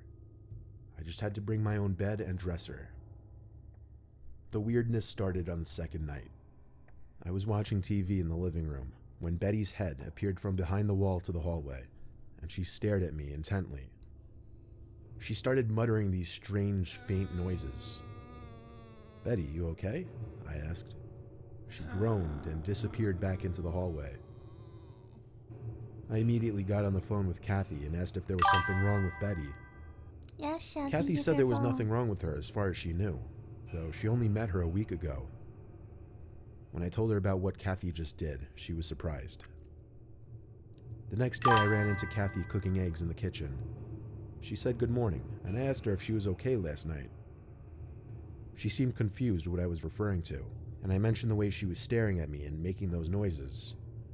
She claimed she had no recollection of it. All I could chalk it up to in my head was some kind of psychotic break. Fast forwarding through normal, unnecessary fluff, I was laying in my bed on my laptop with the light off. There was a knock at my bedroom door. I muted my laptop and heard the same moaning and groaning sounds of Betty from the night before. The fuck? Quite frankly, I was uncomfortable with going out there, but this confirmed that something was definitely wrong with this woman. She kept knocking. It wouldn't stop. But the door was unlocked. If something was really wrong, I figured she'd come in. It was unlocked? I really think the knocking and moaning went on for a full minute before I heard her walk away. It seemed these little episodes of hers would only happen at night. Why would you not lock your door? I almost wanted to be able to lock the door because it was kind of creepy, actually. But the door had no lock. But she left, so I was okay to go to sleep. No now. lock? I woke up Top expecting it to be G like and 9 Millennium, a.m. thank you so but much it was for pitch follows. black. I looked at my clock, and it was 1:30 a.m. It's not a neighbor, it's a roommate. What I was woken up by became clear when there was a creak in the floor in the room. I saw a figure standing at the edge of my bed in the dark. Oh my god. "Becky?" I said. I heard the familiar groaning sounds again. I flipped on the lamp next to my bed, and there she was. This 60-something-year-old woman, with her long graying hair all disheveled, looking like a half-awake psycho. But really, the first thing I noticed was the large knife in her hand. What the fuck? I screamed a horrific scream as I curled up in the corner of my bed, expecting her to attack or do something. But she just kept making her strange sounds. Then she left the room. Does she have dementia or I something? ran to shut the door and block it with the dresser. I tried calling Kathy, but she was obviously asleep. I had to make it through the night, and it was a long 6 hours before the sun came up. I called Kathy at 8 and explained everything, and then I told her she needed to evict Betty immediately. She couldn't believe it, but she still apologized and said she'd be over that day. Kathy came to speak to Betty. She couldn't just evict her right away without a notice, though, and the eviction process takes months. So Kathy told me it was best if I just left the apartment and found somewhere else to live while she dealt with Betty. Betty apologized and said she had no recollection of any of this stuff happening. After Kathy and I did some research, we determined Betty most likely had a severe case of sundowning syndrome, which causes people to become confused or aggressive late in the day when the sun goes down. It's really terrifying knowing in whatever confused state of mind she was in, she likely had the intention of coming into my room and stabbing me for whatever reason. Oh, that's so... He could have gotten stabbed. That's really a thing? Sundown syndrome? Man. All that.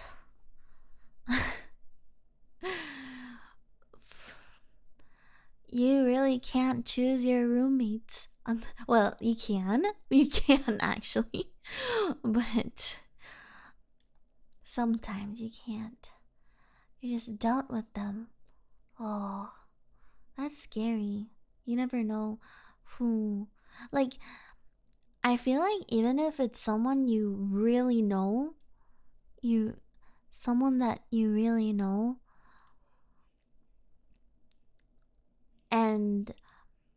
but you've never lived with each other, and then you decide, okay, let's live with each other.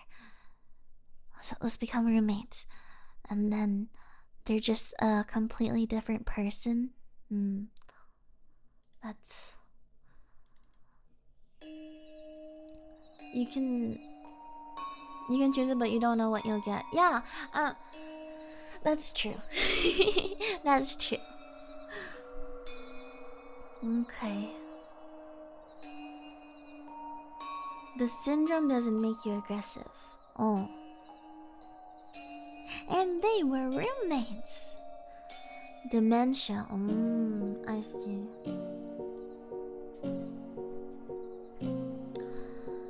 Alright, guys. Did you enjoy the spoopy stories today? I had some of my own, and we also watched those videos. I was able to stream over 3 hours today. Ooh. I hope you guys enjoyed today's stream. Next stream would be on Tuesday, November 1st at 10 AM EDT. It's my birthday stream. I hope to see you guys. Hope to see you guys there. Yes, I will be raiding someone. I have to find who I raid first. If you want to stay back, get some points when we raid, please do stay back. Whoa, we have someone playing the convenience store. Let's raid her. Shulan. Let's raid her. I've played the convenience store before. It was a very hectic stream. Wait, was it that? Yeah. It's a short game. Boom, boom, boom, boom, boom. You already have 80k? Well, get it up more then. Get it up more. Let's raid her. Oh, she's playing it with someone. Okay. Stay back and enjoy the show. Thank you so much, everyone, for coming today. Join my Discord or watch my YouTube videos if you want to see me outside of streams.